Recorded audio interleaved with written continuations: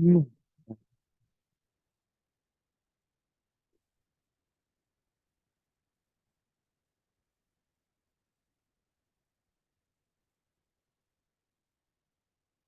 Chicos, ¿qué tal? ¿Qué tal? Buenas tardes.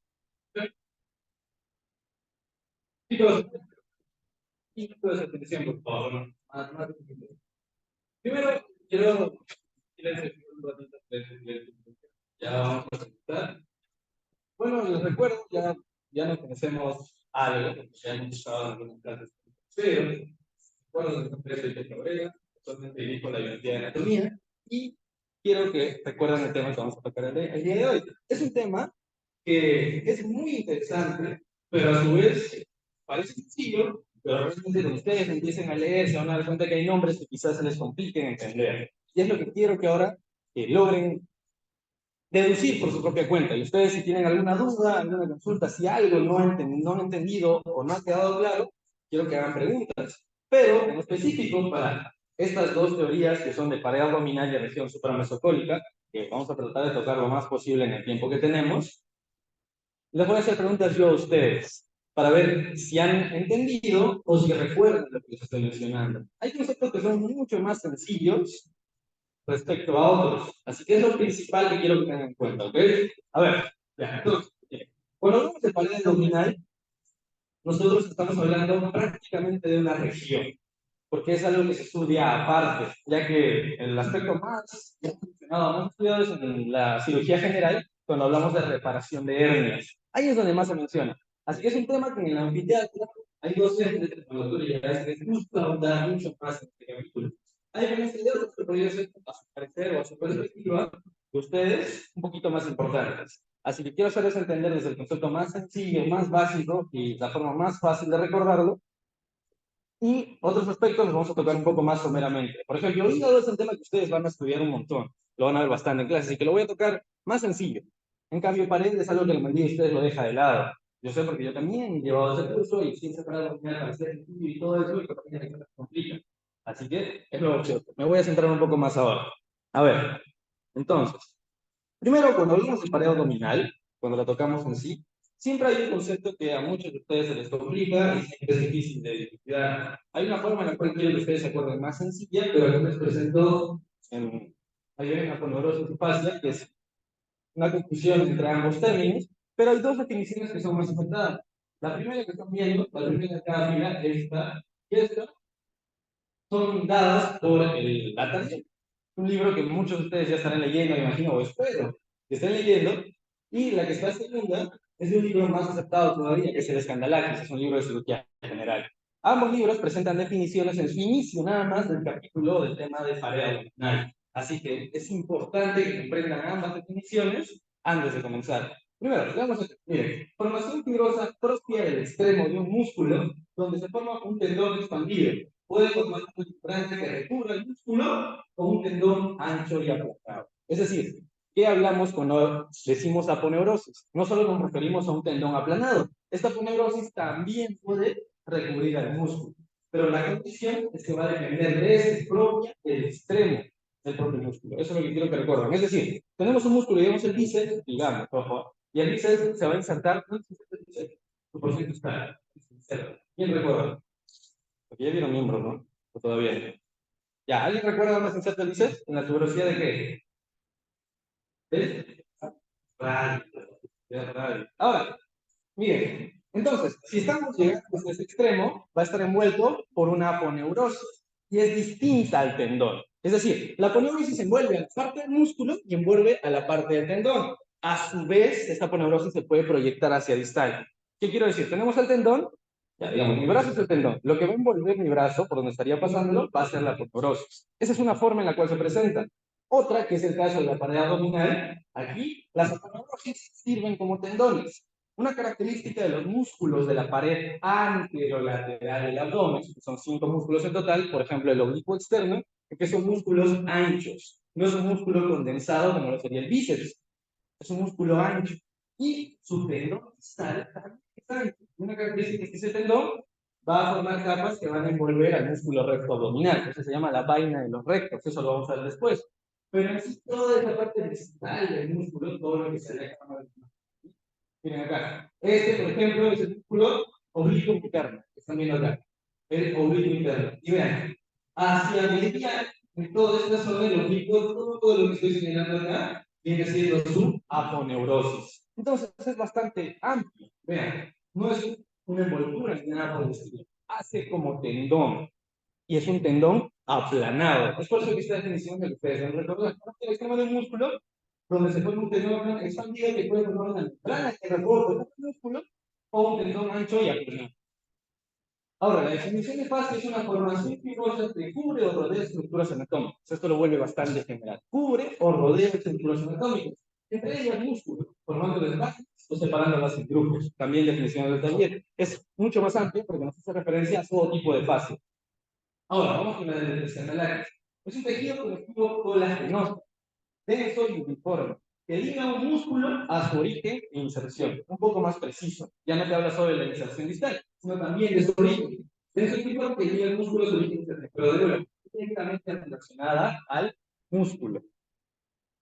Un tendón aplanado, es como ustedes deben recordar a las estructuras.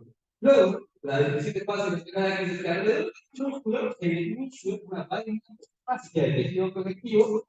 Continúa sobre ambas caras de la estructura, se denomina epitendón. Es decir, cuando existe un tejido conectivo, en este caso te va a descubrir la propia coneurosis, es una continuación del epimito y se le conoce como epitendón, pero ustedes deben recordar que la definición que en la práctica se le va a denominar como el músculo que van a relacionar. Uno de ellos es el músculo psoas, otro el músculo ilíaco. La fascia que recubre este músculo ilíaco, fascia del ilíaco, la que recubre el psoas, fascia psoas o fascia del músculo psoas. Entonces, ambas son fascias de revestimiento que pueden ser confundidas, pero la característica que ustedes deben recordar principalmente es la de las aponeurosis, que están directamente relacionadas al origen o inserción de los músculos. ¿Ya? ¿Les queda claro o tienen alguna duda?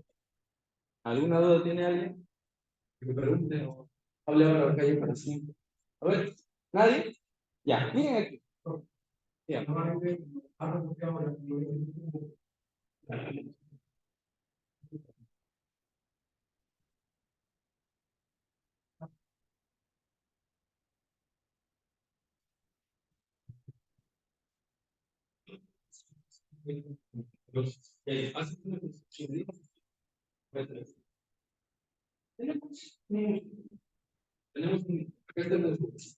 el músculo puede estar recubierto por una aponeurosis. Digamos que tendón. El propio tendón puede estar recubierto por una aponeurosis. Y a su vez esta aponeurosis puede estar recubierta por una fascia. Ya no, claro que puedan haber aponeurosis secundarias, todavía no. Tenemos un tendón, está recubierto por una aponeurosis y a su vez también puede estar recubierto. Bien, puede no existir el tendón central. Solo opera por un hueso, como es el caso de los oblicuos. No tienen tendón central que están cubiertos por la columna, sino todo el tendón. Por eso me recuerdan que la aponeurosis es un tendón aplanado. Es la forma de la que ustedes deben acordarse más o menos. Tendón aplanado. Puede estar sola, continuando en un músculo, o puede estar envolviendo otro tendón o envolviendo al músculo. Puede ser o puede ser abajo. ¿Ya? En la fase es un concepto más general. Esta, en el caso de los músculos, depende de quién, de mismo. Solo en el caso de los músculos. Por eso la definición del escandalario es un poquito más cerrada. Solo se refiere a los músculos. No habla de fases en general, porque hay un montón de fases.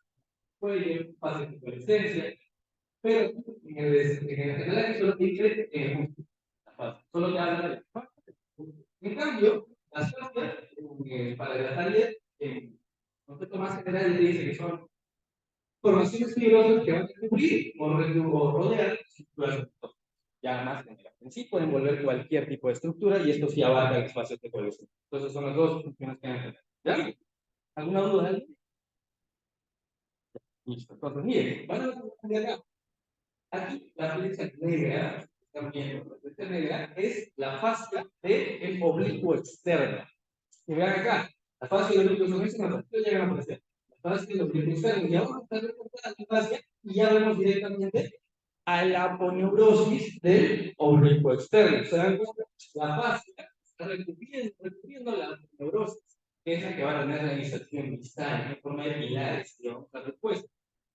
Acá arriba tenemos el pilar medial y acá tenemos el pilar lateral. En sí, la poneurosis va a ser la continuación del músculo oblicuo externo, hasta su parte terminal, su tendón, y va a estar cubierto por una fascia. Esta fascia que están viendo con la flecha negra se llama fascia del oblicuo externo, fascia de Canalete. Esta fascia de Canalete es muy importante, ¿por qué? Porque solo se encuentra prácticamente visible en el tercio inferior de toda la pared abdominal y se va a continuar a nivel de la región del perineo anterior como otra estructura, que es la fascia espermática externa. Acá se le conoce como fascia del oblicuo externo y a nivel de, por así decirlo, el escroto, debajo de la piel, encontramos a la fascia espermática externa. Entonces así se va a continuar. Acá es como del oblicuo externo y más abajo como espermática externa. Son continuaciones. Es muy importante que recuerden esto y les voy a poner un cuadro al final para que no se olviden. Pero por ahora, para que vean la diferencia entre fascia y contorno. Entonces, una vez estado claro esto, esperen,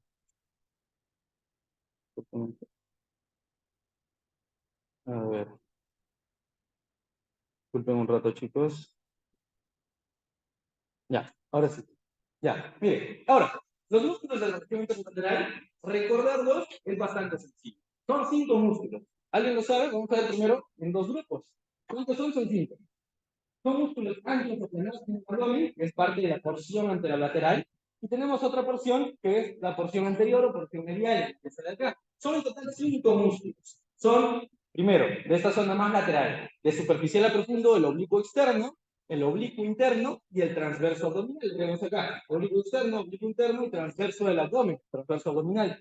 Luego tenemos los músculos longitudinales, que van desde superior hacia inferior. Estos músculos longitudinales, ¿cuáles serán? El músculo recto abdominal, y alguien recuerda el quinto, ¿cómo se llama? El piramidal, muy bien, músculo piramidal. Es el único inconstante de esto, ¿ok? No se olviden, es el piramidal. ¿Qué función cumple? Y quiero que recuerden desde ahora, el piramidal es pensar la línea alba. La línea alba es intermedia. La línea alba es más gruesa arriba y más delgada abajo. ¿Se forma por qué? Por el entrecruzamiento de la saponeurosis de los músculos de la pared anterolateral del abdomen. Cuando veamos escuche los rectos voy a volver a hablar de esta definición. Pero por ahora acuérdense, sí, son los 5 músculos de la pared anterolateral. Seguimos, vamos a ir con cada uno. Esto ustedes lo pueden revisar porque las diapositivas las voy a pasar. Siempre orígenes e inserciones. A ver, aquí quiero recordarles algo. Cuando ustedes estudian abdomen y hablan de los músculos, deben recordar uno que otro origen y uno que otra inserción. Porque si se centran en aprender cada origen, cada inserción, ahora el tipo de más importantes y que sea más probable que analizando. Origen y inserción les van a preguntar de contados músculos nada más. Más no, claro, así que no retratan de memorizarse cada origen y cada inserción. Pero aquí se las coloco, las principales. Aquí, por ejemplo, el último origen que se ha dado es el 5 a la 2. Es posible de recordar. Pero luego, con manzanas, por lo menos se puede la línea actual y la velocidad de Turis. No se olviden que se van a sacar la línea alba y en parte del hueso coxal. ¿En qué parte? En el tubérculo del pubis. Y también en la mitad anterior de la cresta iliaca. La mayoría de estos músculos de la pared anterolateral se van a encontrar en la cresta iliaca. Eso se les pone en el examen como alternativa a descartar. Fácil. Separan la parte de cresta iliaca porque sí o sí alguno de esos músculos se van a insertar ahí. Así que recuerden eso. Luego, conclusión. Lateral, lesión del cuerpo y compresión abdominal. Pero aquí lo que les pueden preguntar no es esto, básicamente. ¿Qué les pueden preguntar? La dirección de las fibras. Cuando hablan de dirección de las fibras, nos dicen, lo que están viendo aquí, ¿qué trayecto toma? Es fácil definirlo. Va de superior a inferior y de posterior a anterior.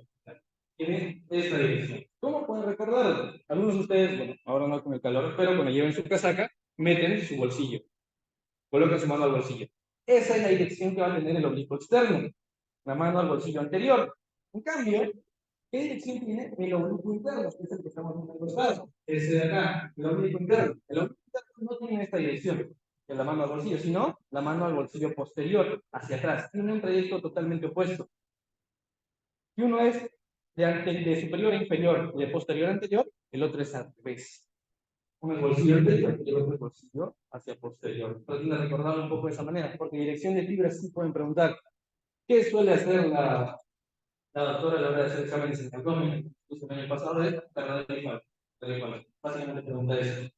Entonces, si son 20 preguntas, son 5 verdaderos y falsos por cada uno, son en total casi 100 enunciados. Entonces, de cada uno se responde verdadero o falso. Eso que hizo el ciclo pasado, pero ¿qué se había hecho antes? Eran preguntas escritas para poder decir bien. Entonces, no se define un poco de qué exactamente vaya a venir. Estudien para todos. Los datos importantes como este de dirección de fibras que traten de recordar. Oblicuo externo, oblicuo interno. Yo, algunos de ustedes habrán quedado, miren acá. Dice que el oblicuo externo tiene ese trayecto, sí se cumple. Pero vean, el oblicuo interno, se esté acá, dice que tuviera un trayecto transversal, o el músculo que no vamos a hablar. No tiene un trayecto totalmente opuesto al del oblicuo externo. ¿Y esto es por qué? Porque el trayecto de las fibras es más pronunciado hacia posterior. Acá lo estamos viendo desde su parte más superior, por eso es que las fibras más parecen transversales, no parecen oblicuas. No parecen oblicuas. Pero eso es porque lo vemos hacia adelante. Si lo vemos un poco más atrás, las fibras son bastante más oblicuas comparadas con el músculo transverso abdominal. Así que no se olviden de eso. Las fibras están una bolsillo hacia atrás, hacia adelante, perdón, y otro bolsillo hacia atrás. Si seguimos, tenemos el oblicuo interno, ahí está su origen, y aquí sí. No se olviden, el oblicuo interno, ¿de dónde se origina? De la fascia toracolumbar. Cuando escuchen dorso, este es lo que pasa con el dolor de cabeza, y adelante de nuevo, quiero que veamos. Acuérdense, fascia toracolumbar. ¿Qué debo recordar de la fascia toracolumbar? Que tiene 3 ojos. No les vamos a memorizar todavía. Son 3 hojas que tiene la fascia toracolumbar y está envolviendo al músculo erector de la columna, la masa común. Es la parte más posterior, sería la sección del dorso. Y esta fascia toracolumbar, la única que tocamos es la superficial. Digamos, yo quiero checar dorso. Lo primero que puedo encontrar antes de cualquier músculo, después de sacar piel, esta zona es la fascia toracolumbar, tiene forma de rombo. Tiene varias láminas más profundas, pero la primera que vemos es la lámina superficial de la fascia toracolumbar. Esa lámina superficial sirve de inserción al oblicuo interno. Como ven aquí, 2 tercios anteriores de la cresta y mitad lateral del ligamento inguinal. Pero esto es en debate. Yo les explico por qué. Porque la mayoría de autores ahora considera que el ligamento inguinal no sirve de inserción para ningún músculo. Tiene la siguiente pregunta.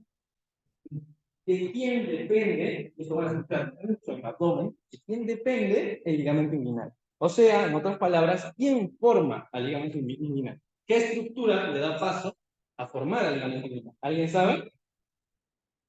¿Cuál? ¿Oblicuo interno, oblicuo externo? ¿Oblicuo externo, oblicuo interno? ¿Qué creen más? A ver, levanten las manos que creen que es oblicuo interno. Los oblicuos externos. El oblicuo externo, levanten las manos. Ya, ¿qué crees? Ya, la respuesta es oblicuo externo. Nunca se olviden, y esto siempre lo menciono. ¿De quién depende el ligamento inguinal? Del oblicuo externo. El oblicuo externo hace esto. Miren acá. El oblicuo externo, digamos, está viniendo, así, se va a curvar. Esto viene a ser el ligamento inguinal. ¿Cómo se curva el oblicuo externo? Justo acá el vaso del cordón espermático. El cordón espermático es una estructura que se encuentra en los hombres, pero es el ligamento redondo del útero. Pero ese cordón espermático la formación en el embudo que hace el oblicuo externo para formar el ligamento inguinal. Entonces ahí tenemos el embudo y está pasando el cordón espermático. Depende del oblicuo externo. ¿Dónde está pasando el oblicuo espermático? A este canal se le llama canal inguinal. Eso es lo que vamos a ver después. ¿Ya? Pero ¿de quién depende el ligamento inguinal? Del músculo oblicuo externo. Es decir, este lo forma. Esa palabra depende, lo vamos a escuchar un montón, pero especialmente. ¿De quién depende la fascia espermática externa? ¿Quién me responde? ¿De quién depende la fascia espermática externa? De la fascia de Gallaudet, que es la fascia del oblicuo externo. Así les van a preguntar. ¿De quién depende? Eso es muy típico en nosotros, ¿ya? Seguimos. Inserciones, lineal y que tenemos un punto. Eso lo vamos a ver después. ¿No? Un punto es la unión del oblicuo interno y del transverso abdominal a esta zona. Vamos a tocar esto, por ahora no. Ese se llama tendón cruzado. Luego, función es la misma, que la del oblicuo externo. Rotación contralateral, flexión del tronco y compresión abdominal. Pasamos al que es el músculo transverso abdominal. El músculo transverso abdominal es el más profundo de estos tres y lo estamos viendo acá. Este sí tiene fibras transversas. Ahí están sus orígenes, también puede ser volumen y sus inserciones. Si quieres ser muy lineal, su función es únicamente la compresión abdominal. Es la única.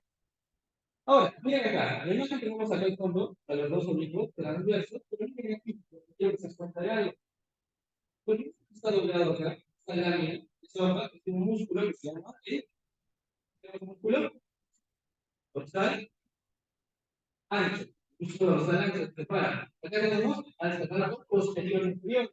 Aquí, esto es la región del dorso. Pero mire, ¿por qué me importa tanto esto? ¿Se acuerda de esto de acá? ¿Qué músculo será este? ¿Qué músculo será este que está retraído en esta zona? ¿Cuántos músculos? Dos, de lo que se me cuenta.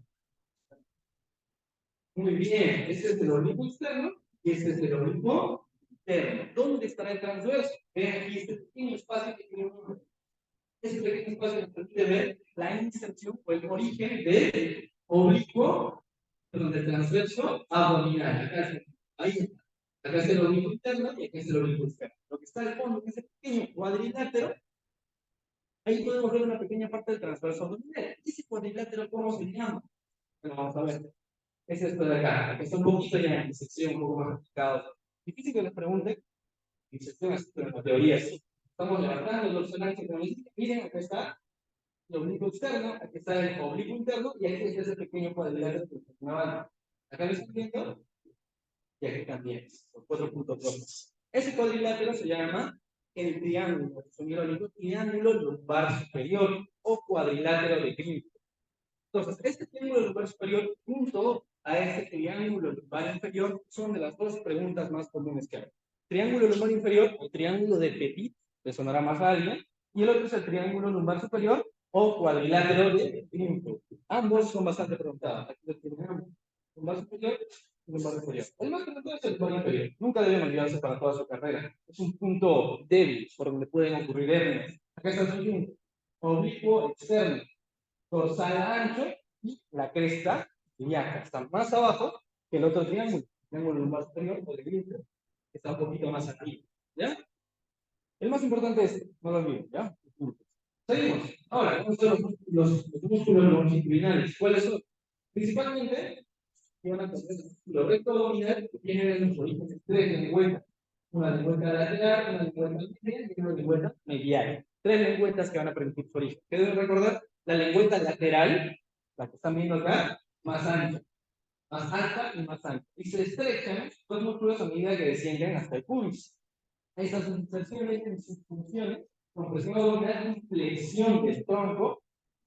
Por último, algo a recordar del músculo recto abdominal, ustedes deben saber que lo conocen como el six-pack, todo eso, porque se ve externamente en las personas delgadas, pero gracias a qué tiene esa forma. A estas cosas blancas que ven acá. Esas cosas blancas se llaman intersecciones tendinosas. Son como pequeños tendoncitos, como si fuera un músculo digástrico, pero tiene varios dientes. Se les llama intersecciones tendinosas. Luego, finalmente, tenemos el músculo piramidal, que tiene como origen de inserción al cuerpo y se inserta en la línea alba. Por eso su función es tensar la línea alba. Es inconstante y lo podemos ver aquí desde un corte transversal. Vean, el más voluminoso es el músculo recto abdominal, el más chiquito y anterior es el músculo piramidal. ¿Okay? Ya. Seguimos. Vamos a ver su irrigación y su inervación. No vamos a complicar tanto, solo vamos a mencionar las estructuras que van a inervar. En este caso tenemos toda la pared abdominal. ¿Qué es característica? La parte más importante se divide en dermatomas. ¿Gracias a qué se dividen estos dermatomas? A los nervios intercostales, que ahí están bajando. Desde T7 a T12. Tienen un ramo cutáneo lateral, que es el que viene abajo toda esta zona. Tienen un ramo cutáneo medial, que es el que atraviesa el músculo recto abdominal. Y los ven acá, miren. Lo que ven, marito, justo en la línea media, es el ramo cutáneo medial. Y el que ven acá por fuera es el ramo cutáneo lateral. Todas las comunidades están elevadas de 7 a T12 por esos nervios. Pero L1 también va a dar ramas. Y L1 son estos dos nervios.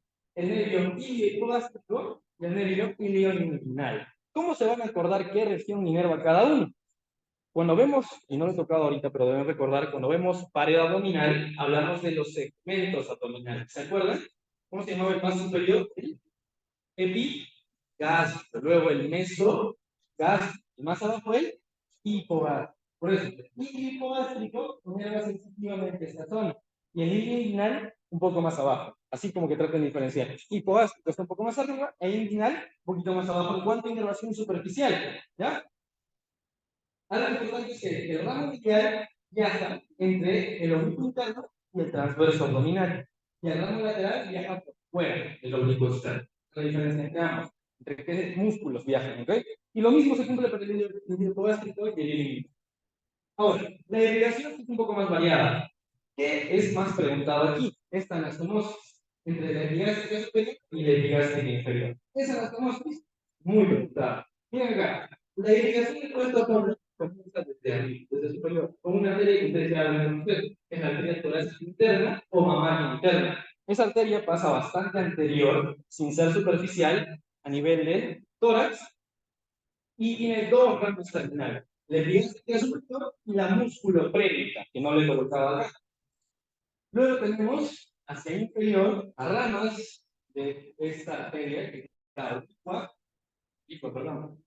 Acá tenemos la arteria femoral y antes tenemos el ilíaca externo. El ilíaca externo se continúa como femoral. Y esas dos van a dar las siguientes ramas. La epigástica inferior es una dieta de la ilíaca externa. En cambio, el resto de ramas superficiales superficiales que son las ilíaca superficial y la epigástica superficial son ramas de la arteria femoral. Estas las tenemos aparte, porque llegan a la parte más superficial de la pared abdominal. Son ramas de la femoral, son ramas superficiales. En cambio, la epigástica inferior, intercostales, la subcostal y las ramas lumbares, para que principalmente deben recordar que la epigástica inferior que nace de la ilíaca externa, van a nacer y se van a nacer con quién? Con la epigástica superior. Es decir, epigástica superior que nace de ilíaca externa se anastomosa con epigástica superior. ¿Dónde se anastomosa? No todas las aquí, miren. Están viendo la epigástica inferior y acá están viendo descender la epigástica superior. Se anastomosan por detrás del músculo recto abdominal. Es como si lo penetraran y se anastomosan atrás, como se ve en la imagen. Tenemos que secar a todo el músculo recto para poder recién ver los vasos anastomosando. ¿Ya? Eso deben acordarse. De todo esto de irrigación, por ahora acuérdense sí o sí de eso. Si se olvidan eso, ya fue. El resto lo están leyendo. Por ejemplo, ramas lumbares. ¿Qué otras van a hacer? La aorta, pero la lumbar. No es como las ramas intercostales que nacen de la aorta, pero a nivel de tórax. Las vértebras estén relacionadas con las costillas. En cambio, las lumbares ya de la región lumbar. La subcostal está debajo del reborde costal, debajo de la última rama, debajo de T2. Así van jugando un poco con los nombres. Si se llama intercostal, nace a nivel torácico. Si se llama subcostal, nace justo por debajo de T12. Y si se llama lumbar, nace en toda la región lumbar. Son 5 lumbares, 5 del lado derecho y 5 del lado izquierdo. Ahora, el estuche de los rectos es un tema que sí se pregunta bastante, que es cómo se va a formar. Primero vamos a definirlo. Es una envoltura muscular que sí forma un cierre entre la línea media por el estrechamiento de nuestras aponeurosis musculares. ¿Qué quiero decir con esto? Miren la imagen de acá. Tienen las aponeurosis del transverso, del oblicuo interno, del oblicuo externo, y estas aponeurosis tienen, aunque no las veamos superficialmente, dos láminas, una lámina superficial y una lámina más profunda. En total serían, entonces, ¿cuántas láminas? Si son 3 músculos y cada músculo tiene 2 láminas en su aponeurosis, son 6 láminas en total. Y estas van a envolver al músculo recto abdominal. Y justo en la línea media se entrecruzan.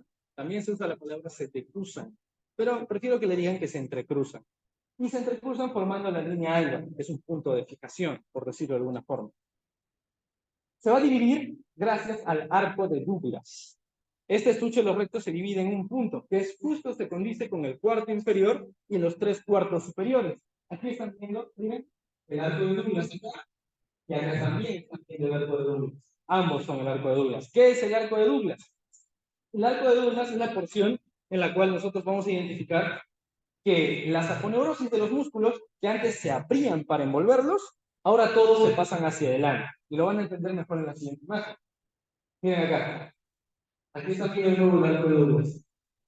Aquí aparece el músculo recto abdominal, que aquí ya no se ve porque hacia arriba sí está envuelto por las aponeurosis de los músculos. En cambio, a partir de ese punto hacia abajo, todas las aponeurosis que antes lo envolvían se pasaron hacia adelante. Ahora solo recubren su cara anterior, ya no recubren su cara posterior. Y miren, esta imagen nos ayuda más. Acá tenemos el kit de la columna, y lo que está pasando es el grupo externo, grupo interno, transverso abdominal. Todos tienen sus aponeurosis que se prolongan y envuelven, formando al estuche de los rectos. Se ve aquí en la imagen. Eso es en los tres cuartos superiores. En cambio, en el cuarto superior, las aponeurosis se dirigen hacia adelante, se van hacia el exterior, se ve en la imagen. Y al irse hacia adelante, nos queda de esa manera. Queda de esta forma. Ahí ven el arte. Deja de verse una porción inferior, porque todo se fue hacia adelante. Termina quedando un pequeño arquito. Muy preguntado, arco de Douglas. Entonces, ¿qué tendrá como pared posterior? La vaina. ¿Qué tendrá como pared posterior? Esta cuarta parte, la cuarta parte inferior, lo que está por debajo del arco de Douglas. Yo les voy a preguntar a uno de ustedes, de acuerdo a lo que viene en el título, en cualquier porción de los tres cuartos superiores del recto abdominal, ¿qué tendrán en su índice posterior? ¿Qué tendrán hacia atrás? ¿Qué aponeurosis tendrán? ¿Alguien puede responder eso? Los tres cuartos superiores. ¿Qué aponeurosis van a tener hacia posterior? Miren acá, tienen la aponeurosis del oblicuo interno y tienen la aponeurosis del músculo transverso abdominal. También tienen a la fascia transversalis y también tienen al peritoneo, que son capas más, lo vamos a tocar más adelante, dos diapositivas más. Pero ahora recuerden eso, oblicuo interno, hacia posterior y transverso posterior. Luego tenemos fascia transversal y peritoneo. En cambio, el cuarto inferior ya no va a tener esto. Sencillamente todo se va a ir hacia adelante. Entonces, su hoja posterior solo va a tener fascia transversalis y peritoneo, nada más. Lo único que tiene. Esa es una pregunta que les pueden hacer. Este está como pared posterior, la vaina del cuarto inferior, la porción más baja. Ahora, miren, estamos viendo de nuevo la desaponeurosis del oblicuo interno y del oblicuo externo, cómo envuelven al músculo recto abdominal. Y ahí también estamos señalando las intersecciones tendinosas. Acá vamos a epigastrio superior, epigastrio superior y al medio la línea alba. Entonces,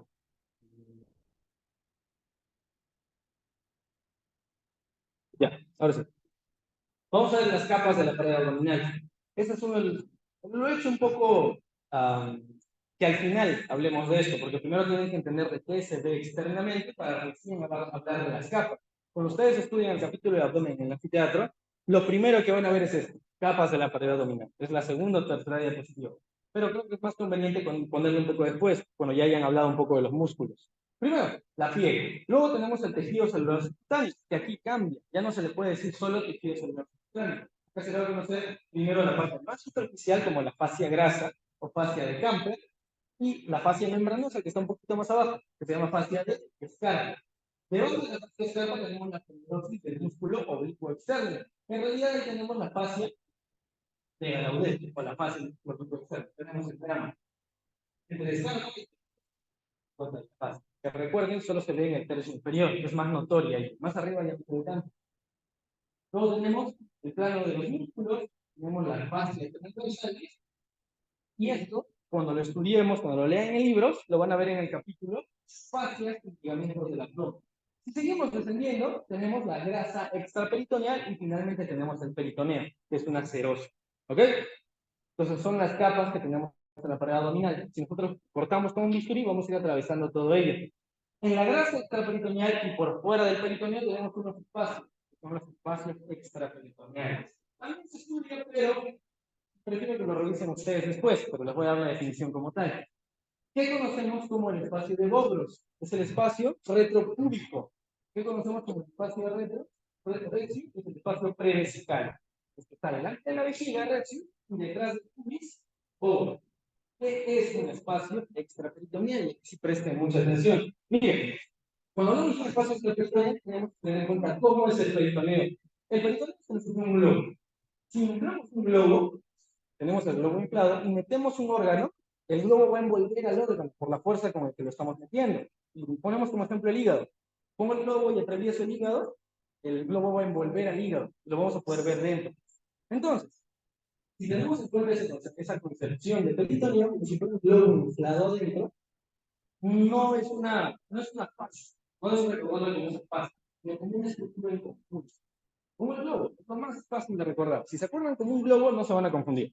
¿Por qué? Porque lo que va a estar por fuera del globo se le llama espacio extraperitoneal. Pero también tiene que estar detrás de la pared abdominal. Y entre la pared abdominal, recuerden, los músculos, las fases transversales, el plano muscular, que esa es la pared abdominal, vamos a encontrar grasita. Y esa grasa puede ser propiamente grasa, como el espacio peritoneal, pero también puede formar otros espacios, como los espacios extraperitoneales. En esa grasa se forman los espacios, que son espacios virtuales, como algunas bases. Pero tenemos esos espacios virtuales. Quiere decir que es un espacio virtual, que cuando hay una infección o ocurre alguna patología, va a aparecer. Esto más se cumple para un término que vamos a estudiar un poquito más adelante, vamos a pasar un poco más rápido. Pero estos espacios, entonces, sí existen, son virtuales, y en este caso estos dos se usan para maniobras quirúrgicas. Por ejemplo, el espacio de red, esto ya para alguien que quiera ser urologo, y pobre para los hombres que tengan hiperplasia, próstata, se les tiene que sacar la próstata y se ingresa justamente por el espacio de Rexius. Estos espacios tienen importancia quirúrgica. Estos son los espacios. Ha sido preguntado, sí, varias veces, es constante preguntar esto, ¿sí? Pero vamos a verlo más en el repaso que hagamos ya más adelante, porque es un concepto un poco más difícil de entender. Ahora, vamos a seguir con lo más complicado de abdomen. Si el resto les ha parecido sencillo, fácil de recordar, este tema sí es un dolor de cabeza para la mayoría de ustedes. Así que traten de recordarlo bien desde ahora. Lo vamos a pasar, lo vamos a hacer rápido. Vamos a tratar de que entiendan, así que presten atención y si tienen alguna duda, no olviden que pueden hacerla. Ya, miren, ahí tenemos el hueso coxal. Acá está el acetábulo. Tenemos el acetábulo, tenemos la cresta ilíaca, tenemos la ilíaca, que es la, ¿cómo se llama eso?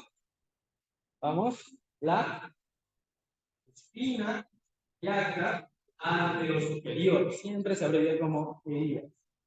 Luego tenemos acá la espina púbica, también ahí. Miren, lo que estamos tocando acá es el arco plural, que es justo por debajo, está más hacia el inferior. ¿Qué es el arco plural? Es un medio de comunicación de estructuras con el miembro inferior. Es un medio de paso. No quiero que se olviden eso. Es un medio de paso.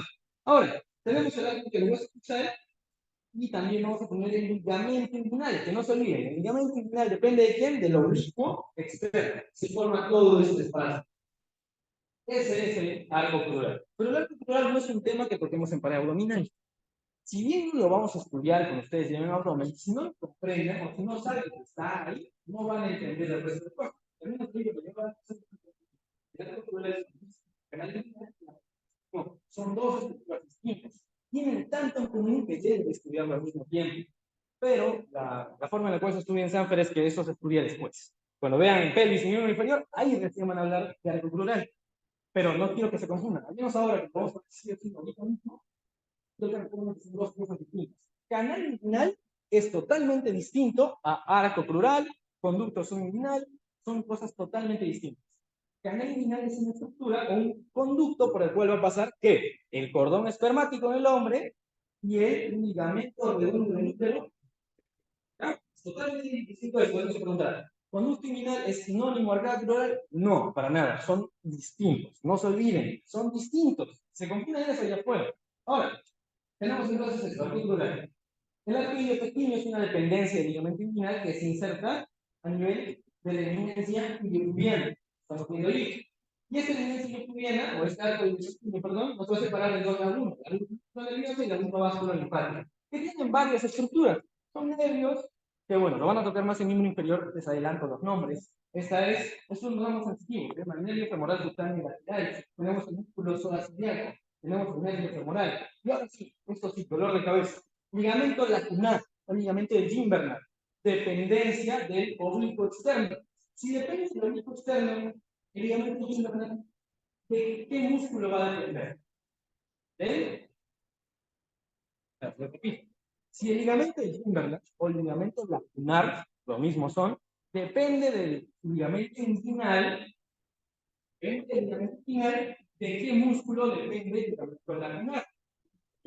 Muy bien, oblicuo externo. ¿Por qué? El niño depende del oblicuo externo. ¿Ah? De última manera. Eso sí o sí. Esto ya no, ligamento pectíneo. Muy estudiado, o antes de ¿qué significa que hay un ligamento pectíneo? La constitución actual dice que es el punto de visualización del músculo pectíneo. ¿Ya? Pero no se sabe si es que depende del ligamento lacunar, como se continúa y se le llama ligamento pectíneo, o es un engrosamiento de la fascia del propio músculo pectíneo. No se sabe. Si le preguntan de eso, muy complicado explicar eso. Si no le van a preguntar de curva. Sí se sabe que curva es disciplinar. Pero el pectíneo no es determinación. No se sabe. ¿Ok? Así que, Gilman, si te van a preguntar, en cambio, pectíneo ya no. Pectíneo sí les van a decir dónde está ubicado, qué hace el pectíneo cuando vemos el arco crural, por ejemplo, forma el límite de la laguna vasculo-linfática. Eso sí les pueden preguntar, pero no de dónde depende. ¿Qué estructura tiene? Es el músculo pectíneo, tenemos la vaina femoral, donde pasa el ramo femoral, el pequeño femoral, tenemos la arteria femoral, tenemos la vena femoral, tenemos el conducto femoral por donde va a pasar el cambio de bloqueo. Pero bueno, este es el tema ahora. ¿Qué nos importa hablar de este ligamento inguinal? El ligamento inguinal es un punto muy importante a este nivel, tiene forma de S itálica y se extiende de dónde a dónde. Se extiende desde la espina ilíaca anterior superior hasta una esquina que encontramos acá. ¿Cómo se llama esa esquina? La esquina del desde la espina ilíaca anterior superior hasta la espina del pubis. Eso deben recordar. ¿De dónde a dónde va el ligamento inguinal? La espina ilíaca anterior superior a espina del pubis. También es pregunta, en verdad. Y falso, fácil les preguntan eso. Ahora, otros nombres del ligamento inguinal. Se llama ligamento de Vesalio, ligamento de Pau-Part, ligamento de Palúdico, o arcada inguinal, o algo inguinal. Al propio, un montón de nombres. Seguimos. Forma parte del extremo inferior del músculo oblicuo externo y hemos hablado de eso.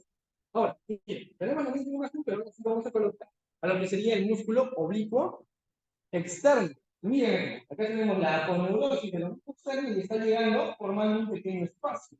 Ese espacio que se está formando ahí se conoce como anillo superficial o orificio superficial del conducto inguinal. Es el orificio superficial. Si hay un orificio superficial, hay un orificio profundo. Miren, deduzcanlo eso por supuesto. Si este es el orificio superficial, por allí va a salir el cordón espermático. O sea, si el cordón espermático de esta zona llega hacia donde se explota. Llega al testículo. Pero está en la bolsa espermática. Va a llegar hacia el escroto. Pero en cambio, este cordón espermático es una formación que depende de varias estructuras, pero básicamente está formada por la unión del conducto de sostenibilidad con los vasos testiculares. Ambos son un miembro principal y los demás son preguntas típicas, conducto de frente y vasos testiculares que se juntan y forman el cordón espermático. Y el cordón espermático sale por ese anillo superficial, pero tiene un anillo profundo, un poquito más grande. Por acá es el anillo profundo.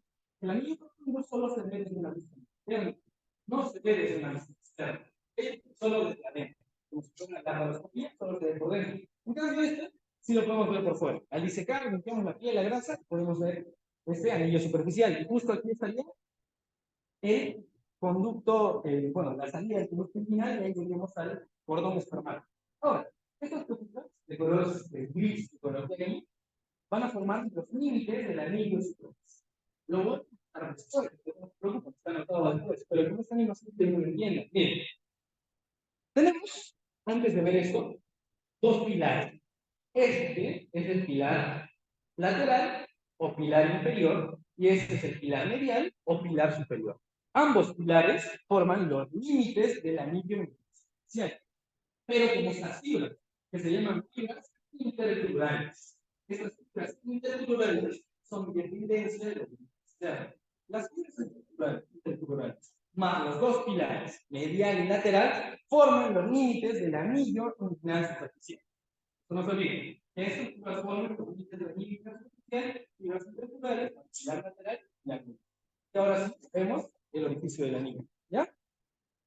Están los pilares del anillo inguinal.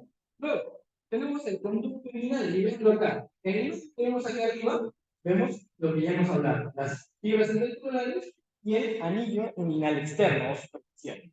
Acá vemos que retiramos la fibrosis del oblicuo externo. Entonces, miren, en esta imagen se ve anillo superficial y más hacia laterales y profundo, el anillo profundo. Anillo superficial y anillo profundo.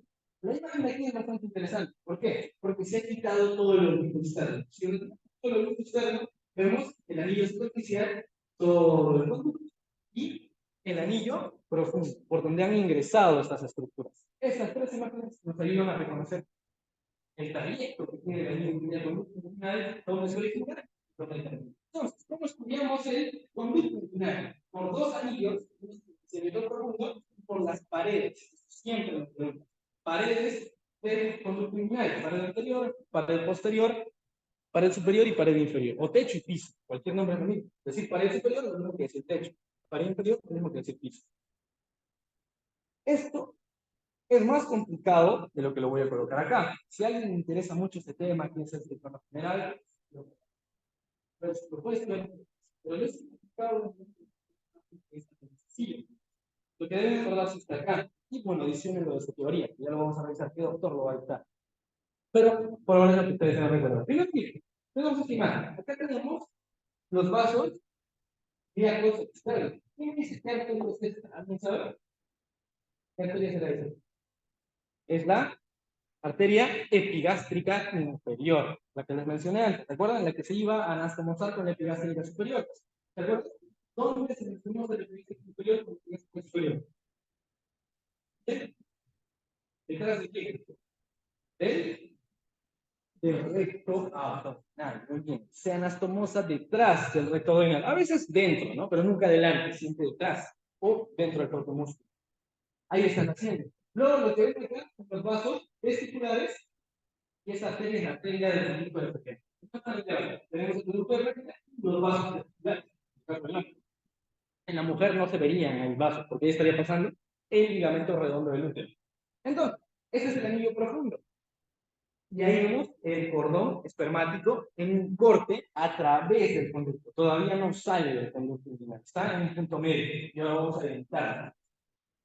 Antes de continuar con la orientación del conducto, de las paredes del conducto, tengo que recordar esto: el tracto intestinal de Ponce.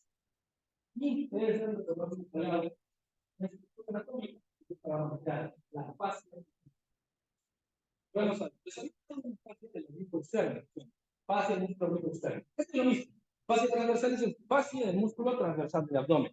Pero a diferencia de la fascia del músculo externo, que solo se encuentra en esa zona, la fascia transversal se encuentra muy relacionada al peritoneo. Aunque el músculo transverso acabe a la línea media, por así decirlo, y atrás ya habiendo fascias transversales. Por eso pues, el concepto no está muy claro, pero es una fascia que depende del músculo transverso abdominal y está justo antes de tocar peritoneo. Es decir, yo voy disecando desde la piel, corto, corto, corto, corto, y antes de tocar el peritoneo, lo que he cortado es fascia transversal. Sea donde sea que haya empezado a disecar, perdón, no entiendes. Sea donde sea que haya empezado a disecar, es igual el dorso, he disecado la pared anterior, antes de tocar el peritoneo, estoy tocando fascias transversales. ¿Ya? Ahora, esta fascia transversalis, aunque parece muy simple decir ya, es una fascia que se encuentra antes del peritoneo, tiene engrosamientos. Uno de ellos es el tracto iliacubiano de Thomson. Si se estudia durante el curso, tracto iliacubiano de Thomson es, por así decirlo, tiene el mismo trayecto que el ligamento inguinal, pero se encuentra detrás de él. Acá tenemos el ombligo externo, ponemos el ligamento inguinal, y ahí tenemos el tracto iliacubiano de Thomson. Y ese tracto iliacubiano es un engrosamiento de la fascia. Ahora sí, he seguido también la parte transversal y va a permitir reconocerlo desde una vista interna. Es decir, si nosotros metemos una cámara de abdomen, no estamos viendo la longitudinal, estamos viendo al tracto iliacubiano de Thomson o cintilla iliacubiana, es lo mismo, ambos nombres valen. Ahora, vamos a ver, pared anterior, es la más sencilla, miren lo que están viendo acá, esta sería su pared anterior. La fibrosis del oblicuo externo más algunas fibras del oblicuo interno y transverso abdominal, como se ve acá. Miren, esta imagen nos muestra el oblicuo interno y el transverso abdominal. Aquí está el oblicuo externo, el interno y el transverso abdominal. Y vean, ambos músculos dan fibras adelante. Es por eso que se dice que también forman parte de la pared anterior. ¿Eso recuerdan? Luego tenemos la pared posterior. Esta es la más complicada de abordar. Tenemos que tiene un espesor creciente, más gruesa hacia medial y más delgada hacia lateral. Es decir, más delgada cuando se acerca al anillo profundo. Ahora, tenemos, ¿qué estructuras vamos a encontrar? Tenemos un ligamento reflejo, o ligamento plegado, o de Colles. Este ligamento de Colles se encuentra bastante medial. engrosamiento reflejo depende de quién. Depende del recto abdominal. Tenemos el recto abdominal, tenemos su vaina del recto abdominal y un pequeño ligamento que se dirige hacia el inferior y se inserta en la espina del pubis o cerca a la espina del pubis. Ese viene a ser el ligamento reflejo y sí forma parte del límite posterior del conducto inguinal. Luego tenemos el tendón conjunto. Este tendón conjunto, solo quiero que se acuerden y anoten, el tendón conjunto es la forma en la cual se inserta y lo mismo interno con el transverso.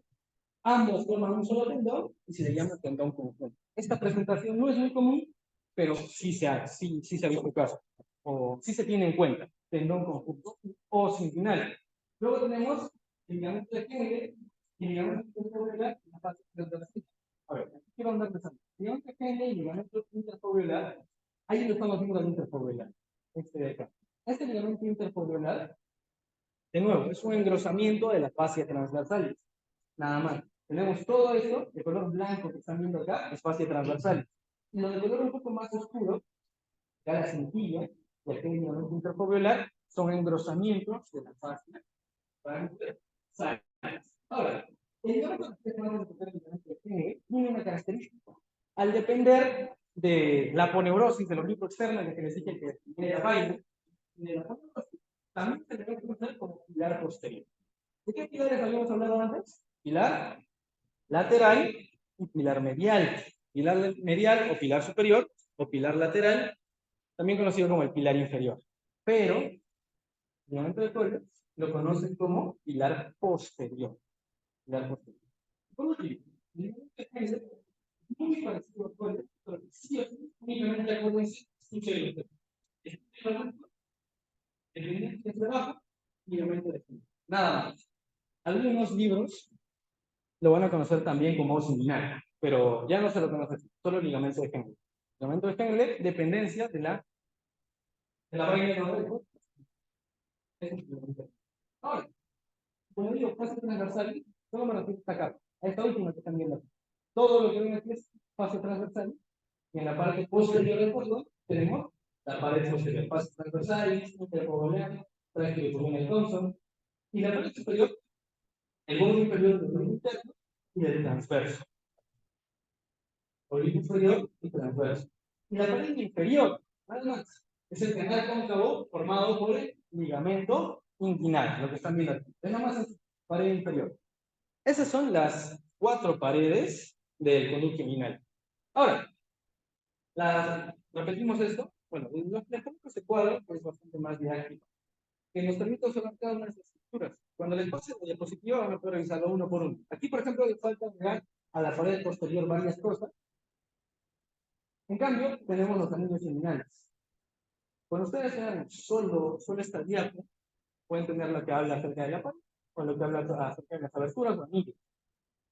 Ahora sí, hablando de los anillos, tenemos el anillo superficial, que es el que estamos viendo acá, y también tenemos un anillo que está profundo. Son fáciles de recordar, te lo presten bastante atención. Ya hablamos del anillo superficial. ¿De qué es el anillo superficial? Formado por 2 pilares. El pilar medial y el pilar lateral o inferior. También por fibras intercrurales, ya les mencioné, fibras intercrurales.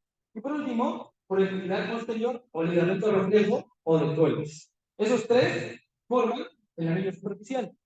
Pero solo quiero que recuerden a los y a las fibras intercrurales. Solo esos 2 para el anillo superficial.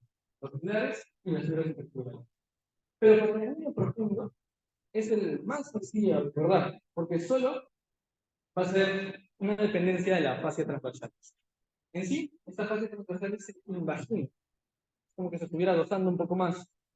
Y también parte del ligamento interfoveolar. ¿Cómo lo podemos ver mejor? Ahí. Este es el anillo profundo. Y ahí ven la fascia transversal cómo se mete. Está metiendo poco a poco la fascia transversalis. Y al meterse la fascia transversalis, va a ser una parte bastante fija en el anillo profundo. Entonces, tenemos el anillo profundo formado por el ligamento interfoveolar y la fascia transversalis invaginal. Nada más. Básicamente es fascia transversalis, porque no se olviden, el ligamento interfoveolar es una dependencia de la fascia transversalis. Nada más. Ahora, ya para terminar, este cuadro nos deja ver de dónde proviene la estructura y a dónde se. Miren, RAL del flexo lumbar Hablamos de nervio en plano anterior del nervio. Ahora, aquí vamos por esto. Dependencia de la parte superficial del abdomen, es decir, la fascia del oblicuo externo. ¿Qué va a formar? La fascia espermática externa. Lo mismo se aplica acá, por ejemplo. Dependencia del músculo oblicuo interno. ¿Qué va a formar? El músculo cremaster o fascia cremastérica. Esto es lo que de dónde va a originar la estructura y qué estructura se va a formar gracias a la estructura de la cual estamos hablando. Otra más, por ejemplo, rama del aorta abdominal va a formar la arteria testicular. El flexo testicular y el flexo hipogástrico inferior van a formar los nervios simpáticos y parasimpáticos que viajan por el conducto. Entonces, estas estructuras, este cuadro de estructuras va a determinar dónde va a formar. Ahora, vamos a pasar a hablar de supramuscular. Vamos a tocar solo el abdomen, así que hasta ahorita, ¿alguien tiene alguna pregunta o algo que quiera saber? Ya, si no hay nada, vamos a pasar rápido al siguiente tema, pero esto quiero que ustedes lo lean en sus casas. Lo revisan y traten de aprenderse. También es preguntado, porque esto te habla de abdomen y también te habla de pelvis, en perineo. ¿Ya? Así que, a ver, vamos a pasar rápido al otro. Va a durar un poco menos. Pero...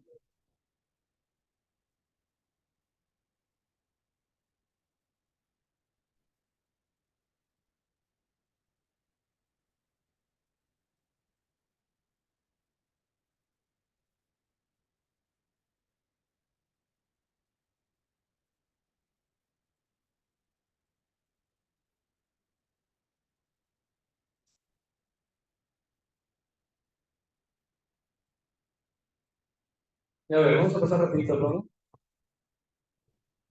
Ya, miren, chicos, a ver, tienen toda su atención. Vamos a hacer lo más rápido. Yo sé que hay que ir todos. Vamos a hacer lo más rápido que se pueda.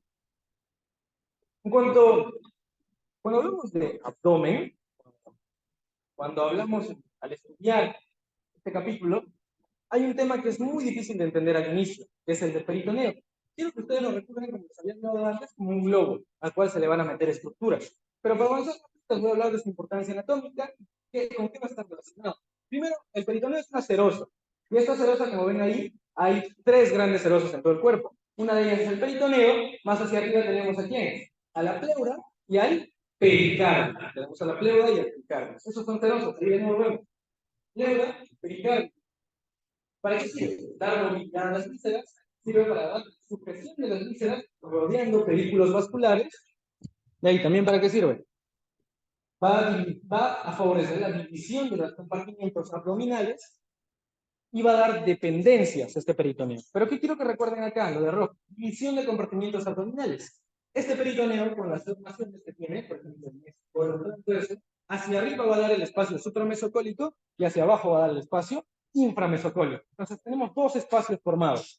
Y al tener estos dos espacios formados, se van a dar gracias al peritoneo. El peritoneo favorece esta división del abdomen en espacios o compartimientos. ¿Qué dependencias tiene el peritoneo? Tenemos los mesos, los epiplones, las hojas peritoneales y los ligamentos. Pero este ligamento no se adhiere a la definición usual de este gran ligamento. No es una característica muy específica. Por ejemplo, este ligamento va a estar cubierto por dos hojas de peritoneo, pero no va a tener ni una arteria, ni una vena, ni un nervio, a comparación de un meso. El meso, de nuevo, está cubierto por dos hojas de peritoneo, pero sí tiene venas, arterias. Entonces, el meso sí tiene pedículo vascular nervioso y el ligamento no lo va a tener. Ahora, ya para...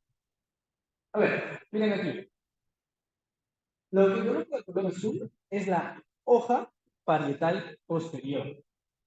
La hoja parietal posterior. Eso sería el meso. Y finalmente tendríamos la hoja visceral. Tenemos una hoja parietal y tenemos una hoja visceral, que es otra de las referencias que les había bien acá. ¿De acuerdo? Hojas peritoneales. Hay una hoja parietal y una hoja visceral. ¿Cuál es la hoja parietal? La que se apega a la pared posterior. ¿Estamos viendo ahí? Es la pared posterior. ¿Y qué es la hoja visceral? Lo que envuelve al órgano. Cuando el peritoneo quita el órgano, se llama hoja será a esta parte del peritoneo visceral y el otro es el peritoneo parietal. Y lo que une el peritoneo parietal con el peritoneo visceral en la mayoría de casos son mesos, pero también pueden ser ligamentos, ¿ok? Seguimos entonces. Mire, formación de hojas, ya lo hemos hablado, detalles, de pliegues, en este caso son mesos, y las hojas viscerales. Ahora, las dependencias. Tenemos el meso. Va de la pared abdominal a un segmento del tubo digestivo. De la pared del abdomen a un segmento del tubo digestivo. Como acá. De la pared a un segmento del tubo digestivo. Y lo envuelve. Ese es un meso. Luego tenemos al aumento de ritmo, que son las vías que se extienden entre órganos intraabdominales. Se extiende, por ejemplo, del hígado al estómago. Ya no del estómago, sino del hígado al estómago. Y al extenderse de un órgano a otro órgano se le llama epífano. Y estos contienen pedículo vascular nervioso. Y aquí sería un pequeño error. No sé, entre órganos intraabdominales tenemos el ligamento. El ligamento, allá, está el no es entre órganos intraabdominales, eso está mal. El ligamento no une órganos intraabdominales, sino que hace el ligamento une pared con órgano. Igualito el meso. El meso también pared con órgano. Pero ¿cuál es la diferencia entre ambos? Que el meso tiene pedículo vascular nervioso y el ligamento no tiene pedículo vascular nervioso. O sea, une pared con órgano, pero no lo nervio, no es nervio, no es arteria. ¿Ok? Ya, listo. Seguimos. Esas estructuras deben recordar sí o sí. Ahora, tenemos los fenómenos de coalescencia. Es algo que no vamos a tocar mucho ahora, pero ¿en qué consiste los fenómenos? Consiste en que estructuras dentro del abdomen que antes estaban sueltas se apegan a una de las paredes del abdomen. Digamos, tenemos una hoja de peritoneo que está suelta, tenemos otra hoja de peritoneo que está en la pared. Se apegan tanto que se unen. A esa unión o esta adhesión se le llama coalescencia. Básicamente así es. Cuando dos hojas de peritoneo están muy contiguas, muy adyacentes, forman o hacen fenómenos de coalescencia y se adhieren, ¿ya? Y aquí tenemos el ejemplo. Tenemos hojas libres que luego se adhieren y forman coalescencia. Y aquí tenemos los órdenes de coalescencia en el humano. Básicamente son del mesocolon descendente, del duodeno, del colon ascendente y la coalescencia del mesenterio. Quiero que recuerden eso por ahora. Lo vamos a ver después, así que lo vamos a pasar más rápido. Ahora sí, a lo que les explico los órganos peritoneales. Tenemos órganos intraperitoneales y tenemos órganos extraperitoneales. Estos sí se van a recordar desde otro. ¿A qué me refiero con un órgano intraperitoneal? Está completamente envuelto por peritoneo. Y aquí, ¿a qué me refiero con un órgano extraperitoneal? Que está cubierto parcialmente por ejemplo, el estómago está cubierto totalmente por peritoneo. La intra o extraperitoneal. ¿Qué es el intra? Los riñones extra. La vejiga extraperitoneal. ¿No es así? Ustedes recuerden, la vejiga está en la pelvis, pero no hay un límite marcado entre abdomen y pelvis. Así que la vejiga está por debajo, sigue siendo extraperitoneal. No se olviden de eso. El hígado intraperitoneal. Muy bien. Entonces, ¿qué estamos haciendo? Tiene que corregir algo. El esófago no es intraperitoneal, es retroperitoneal. Ya no se olviden. El esófago es retroperitoneal. El resto sí, todos son intraperitoneales. Los extraperitoneales hacen referencia al espacio que le cabe. Recuerdo que dije, estamos fuera del peritoneo, ahí entramos.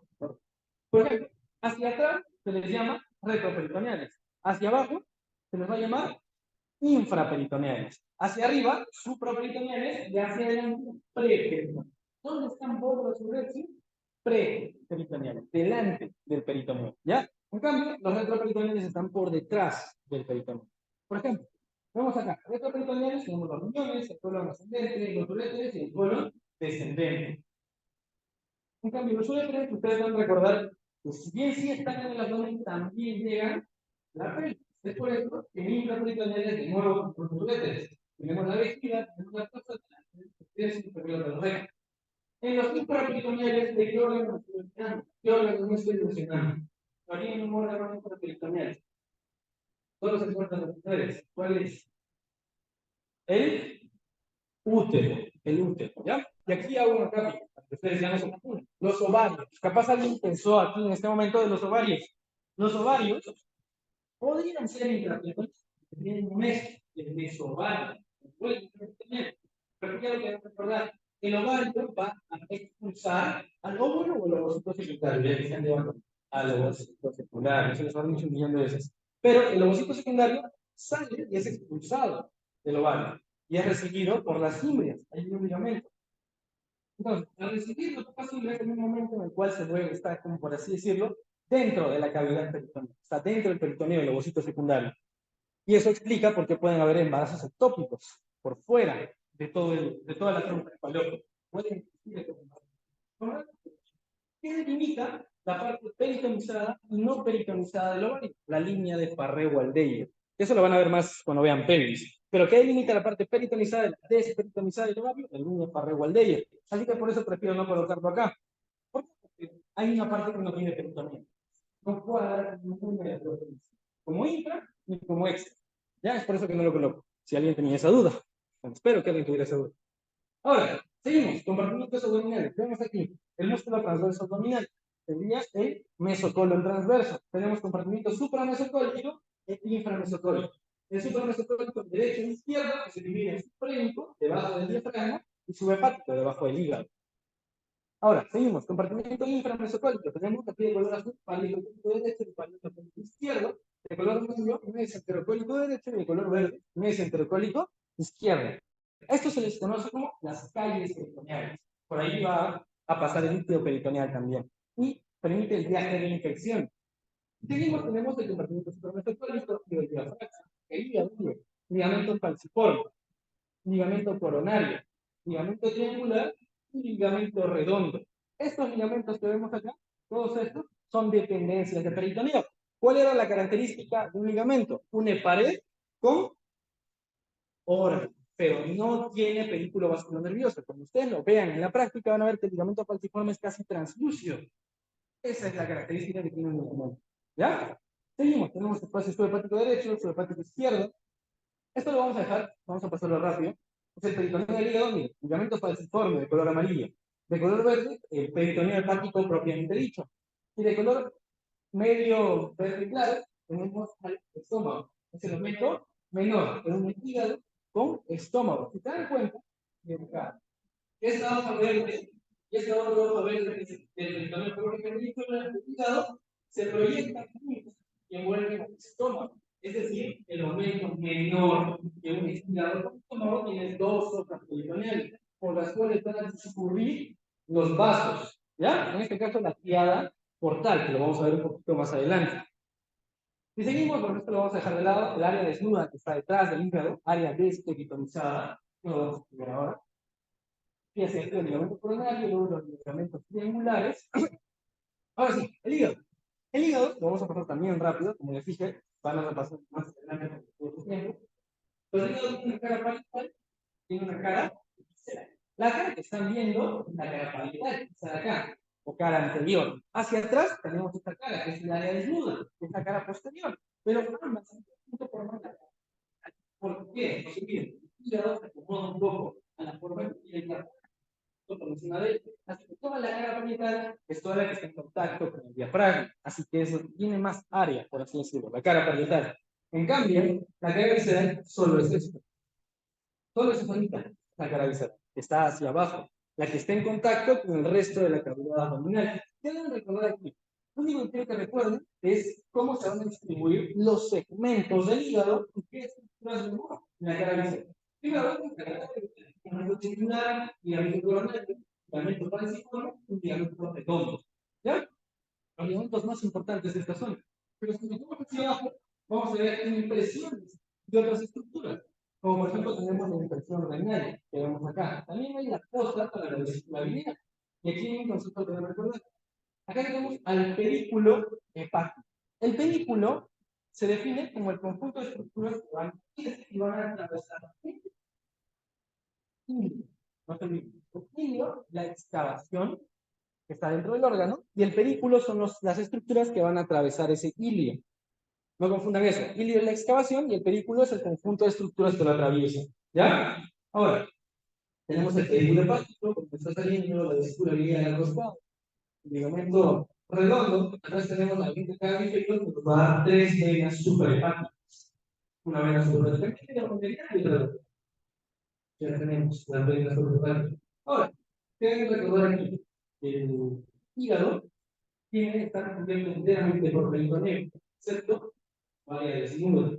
Pero la vesícula biliar está separada del hígado, no está totalmente adherida, está separada.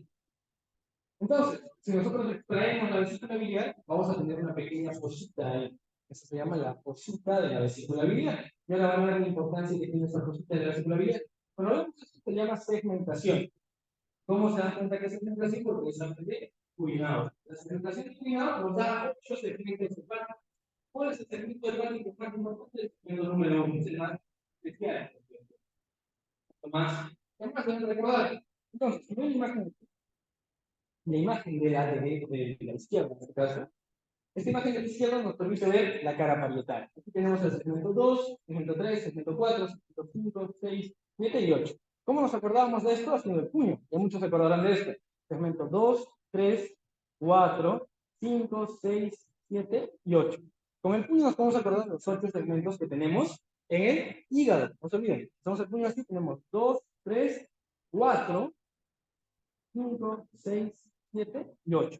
Esos son los 8 segmentos. Pero ustedes dirán, ¿dónde está el segmento 1? Y ahí está guardadito su primer dedo. No se ve. En la cara externa o cara parietal no se ve el segmento número 1, que sería este dedo.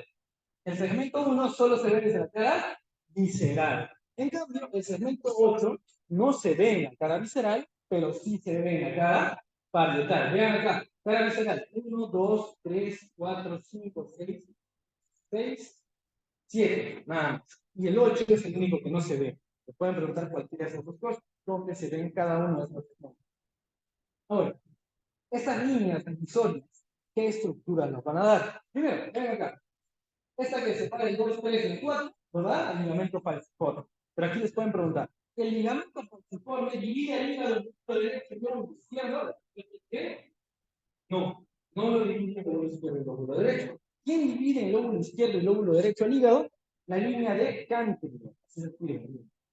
Así lo van a poner.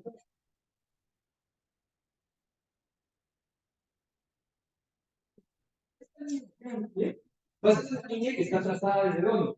Desde el inicio de las venas suprahepáticas, inicio de la vena suprahepática, justo ahí, hasta la boquita de la vesícula biliar.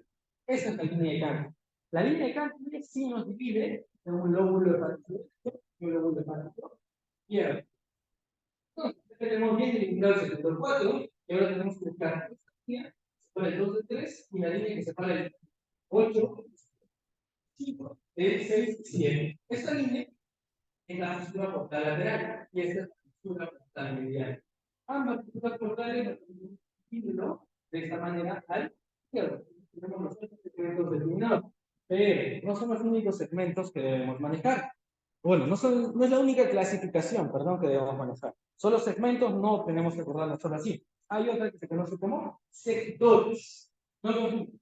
Son 8 segmentos, pero son 4 sectores. Son 4 sectores. Vamos a ver la miren acá. Estos son los sectores. Tenemos un sector anterior y un sector posterior. Tenemos un sector medial y un sector lateral.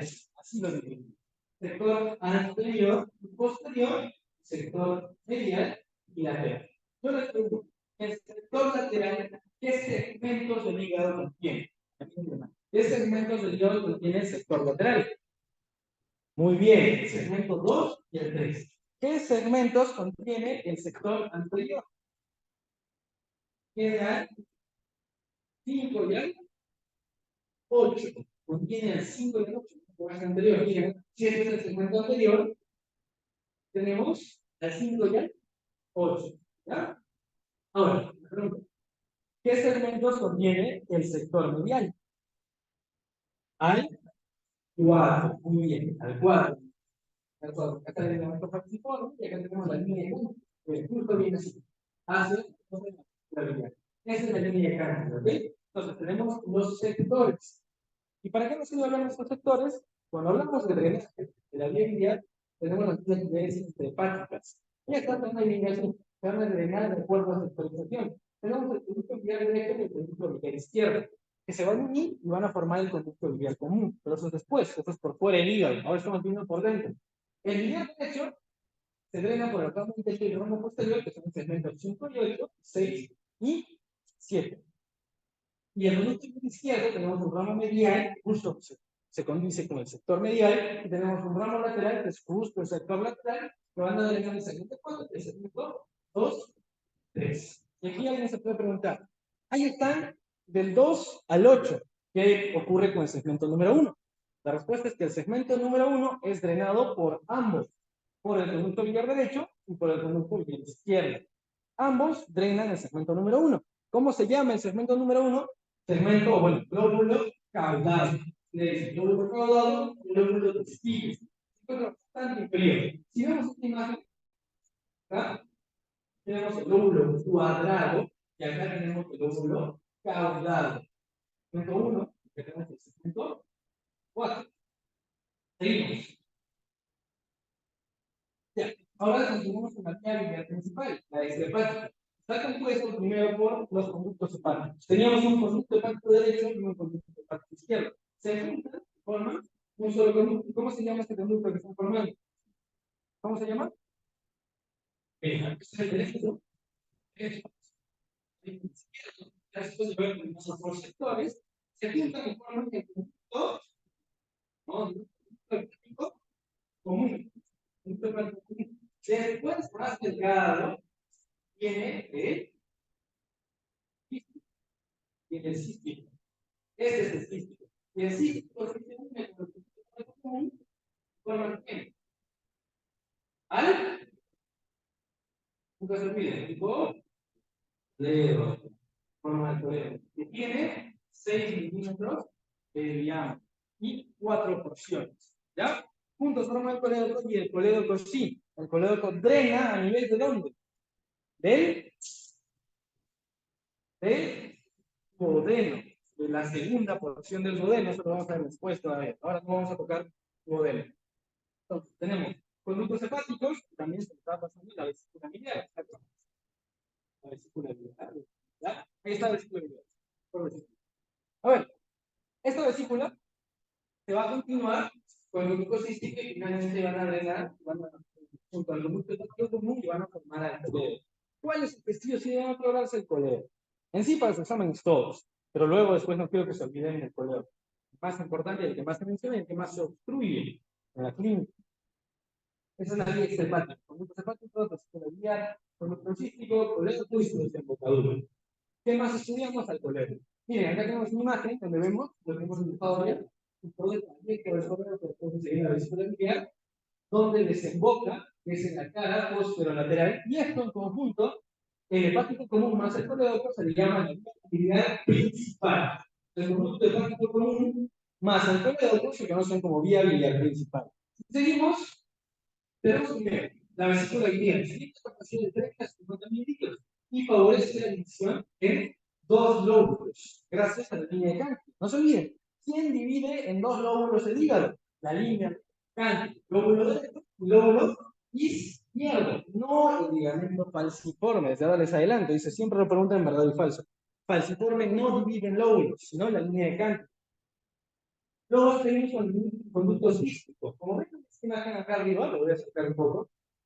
Creo que no me... Ya, miren, hacia allá arriba, ahí ven unas pequeñas válvulas.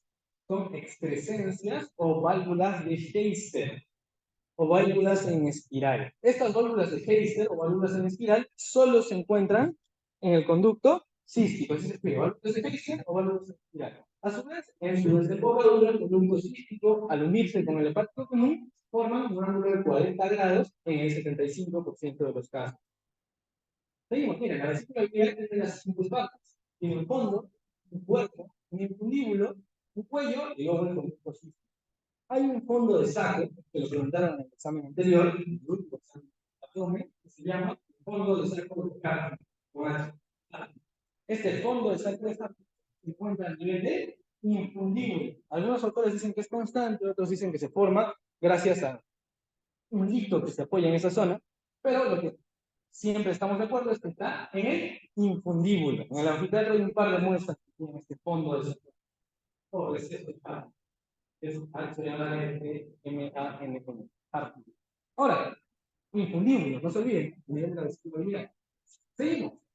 Vía biliar principal, y ahora sí hablamos del colédoco. Esta se forma a partir del nivel cístico con el conducto de pase común. Mide de 5 a 15 centímetros y de diámetro 6 milímetros. Es decir, si tenemos una piedrita que sobrepasa este diámetro, va a obstruirlo. Y puede provocar colistasis, porque la vía biliar se obstruye. Y va a finalizar a nivel de la papilla de váter. Está en la pared posteromedial de la segunda porción del duodeno. Justo aquí. No confundan papilla de váter. No confundan lo con cálcula mayor, ni lo confundan con el sistema epiteliano de Oddi o de Boyden-Oddi. Son dos cosas distintas. Son tres cosas distintas. La carúncula es la mucosa que vemos en esa zona, que rodea los esfínteres. Esa es la carúncula. La papila es el orificio, se le llama papila de Váter. En cambio, el esfínter de Oddi es el sistema esfinteriano que viene desde el colédoco y viene desde el conducto de Wilson. En la parte más cerca de la esfínter se unen y forman ese sistema esfinteriano. Son tres cosas distintas, ¿ya? Lo que vemos más superficialmente es la carúncula. Pero algunos le dicen también papilla de Váter o ampolla de Váter. Generalmente los doctores a veces dicen ampolla de Váter y eso. Pero deben recordar que es carúncula. En el anfiteatro sí usan la palabra carúncula mayor, porque hay una carúncula menor. La carúncula mayor está formada por la unión del colédoco con el conducto de Wilson. La carúncula menor, por Santorini, es el conducto accesorio de la vía pancreática principal. ¿Sí? Conducto accesorio o de Santorini. Tenemos las cuatro porciones del colédoco: supraduodenal, retroduodenal, pancreática, que puede estar atravesando el páncreas o puede estar detrás del páncreas. Y la gran mayoría de casos hay una parte que está detrás del páncreas y otra parte que atraviesa el páncreas. Esa es la locura en el tiempo. Y la última porción es la porción intramural, la que está penetrando la pared de la segunda porción del duodeno. Son las cuatro porciones que tiene el colédoco. ¿Dónde generalmente se obstruye? Porque está la pancreática por la intramural, que a su vez produce obstrucción del conducto pancreático principal. ¿Ya? Seguimos. En segundo, la relación directa que tiene las vías biliares con el conducto de Wilson. Esa relación es muy importante que la tengan desde ahora. Aquí vamos a hablar de los triángulos más mencionados en esta región. El más mencionado que sí lo tienen acordado es el triángulo de Cantor. Siempre hablan de ese. Había otro que es el triángulo de Boudet-Broca o triángulo hepatocístico. Primero vamos a hablar del triángulo está formado por el conducto hepático común, el conducto cístico y la arteria cística. Nos sirve para ubicar el ganglio cístico o ganglio de Mascagni. Se llama ganglio cístico o ganglio de Mascagni. Ese triángulo nos sirve para ubicar este ganglio. En cambio, tenemos el otro triángulo, es el triángulo de Boudet-Broca, que tiene los mismos límites. Cístico, el conducto hepático común, pero el límite superior ya no es la arteria cística, sino viene al borde inferior de la cara visceral del hígado. Ese es su límite superior. ¿Para qué nos sirve el triángulo del Boudet-Broca? Para ubicar la arteria cística. Para eso nos sirve este triángulo. En cambio, ¿para qué nos sirve el triángulo de Calot?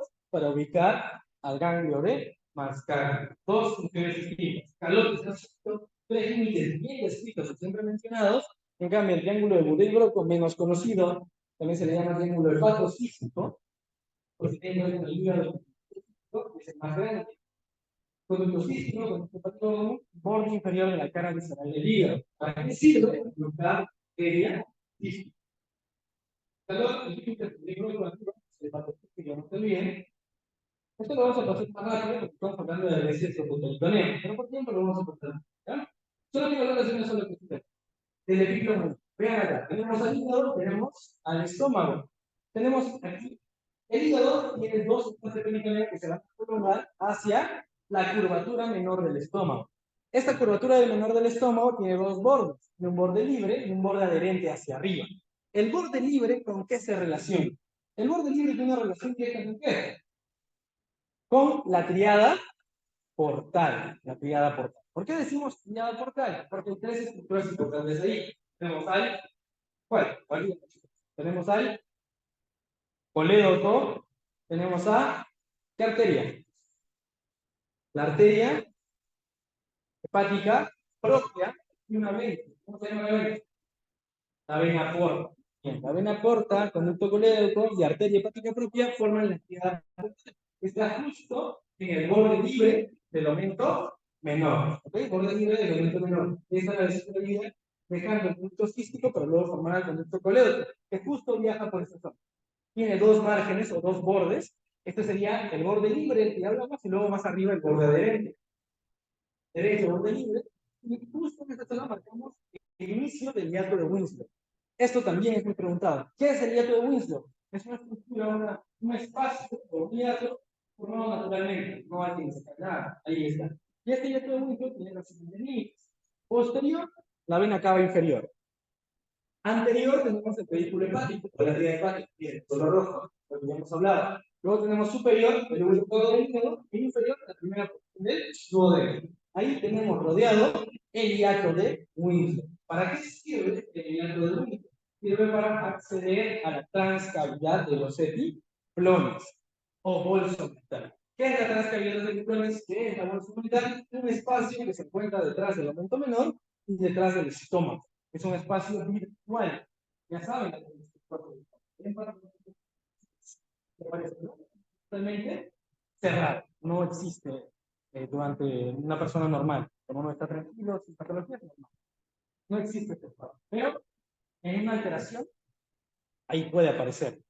Ahora, ya vimos los límites del hiato Winslow y ahora vamos a la transferencia del micrófono.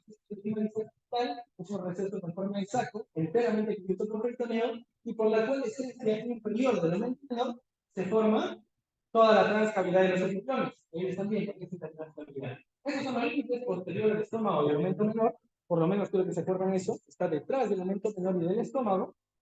Y miren, vamos a ver la transcavidad. Lo estamos viendo desde adelante. Esa es una vista anterior. Aumento menor, estómago, triada portal. Vamos al colédoco, a la arteria hepática propia y más al fondo la vena porta. Si levantamos, miren, hacemos un corte acá a nivel del aumento mayor. Este corte lo levantamos y vamos a ver toda la transcavidad de los epiplones. Vamos a ver toda la transcavidad. Se va a dividir en dos: el vestíbulo de la transcavidad y la bolsa portal propiamente. Aquí estamos viendo las fases de coalescencia más importantes. Miren, aquí en toda esta zona tenemos fases de coalescencia que nos van a permitir unir el órgano con la pared posterior. Tenemos una fase de coalescencia que une la cola del páncreas con la pared posterior, que se llama la fase 1. Tenemos otra fase que nos permite unir el duodeno con la cabeza del páncreas a la pared posterior, que se llama la fase de Treitz. Y hay otra fase de coalescencia que nos permite unir todo el colon transverso con la pared posterior, en este caso que sería cerca al duodeno y al páncreas. Y esa se llama la fase de Frege, fase de Frege. No les pido que se acuerden ahora, pero sí les voy a mencionar que tiene bastante importancia quirúrgica. ¿Cuáles son las únicas que deben recordar eso decir? Tres. Fase de Treitz. La fase que está detrás de la cabeza del páncreas y del duodeno. Esa fase de Treitz sí no se olvida. ¿Cómo se llama? Fascia retroduodeno pancreática o fascia de Treitz. Sí o sí quiero que se acuerden eso. Fascia de Tolk 1 está detrás del cuello, cuerpo y cola del páncreas. Fascia de Tolk 1. Fascia de Treitz está por delante. Se llama preduodeno pancreática. Está por delante del duodeno y el páncreas. Y adhiere el colon transverso hacia posterior. Eso se llama fascia de Frege. La que viene aquí. Ahora, esto lo vamos a dejar de lado. Solo quiero mencionarles una cosita acá, la maniobra de Koch. ¿A quién le gusta mencionar esta maniobra? El doctor Correa, así que ténganla bastante en cuenta. La maniobra de Koch, ¿en qué consiste? Es una incisión lateral al duodeno, a la segunda y tercera porción. Se corta el peritoneo ahí y se decola. ¿Qué quiere decir decolar? Decolar quiere decir separar fases de coalescencia. Esa es la definición de disecar, pero para decolar. Esta es una maniobra de decolamiento, entonces, que nos permite, si hemos hecho un corte lateral, nos permite probar la cara posterior de la segunda porción del duodeno en la cabeza del páncreas. Como vemos acá, segunda porción del duodeno, cabeza del páncreas. Y en sí, nos permite acceder a este arco, que es el arco pancreático duodenal posterior, y al colédoco, en su porción retroduodenal, pancreática y la porción intramuscular. ¿Ya? Entonces, por ejemplo, retroduodenal y pancreática del colédoco. Por eso es la importancia de la maniobra de Koch. Es una maniobra de decolamiento. Por ahora, ¿ya? Seguimos. Ahora, recordar. En el estómago lo vamos a hacer más rápido. Ustedes ya deben recordar qué porciones tiene el estómago. Es un poquito más sencillo de explicar porque es muy superficial. Ya muchos lo van a estudiar. Tiene dos porciones, una porción vertical y una horizontal, en la cual el fondo está hacia arriba, está superior. El fondo es lo que está más hacia arriba. El fondo, en el único fondo, se forma el ácido clorhídrico. En el fondo está el ácido clorhídrico, hacia arriba. Ahí se forma, gracias a las células parietales que se ubican en esta zona.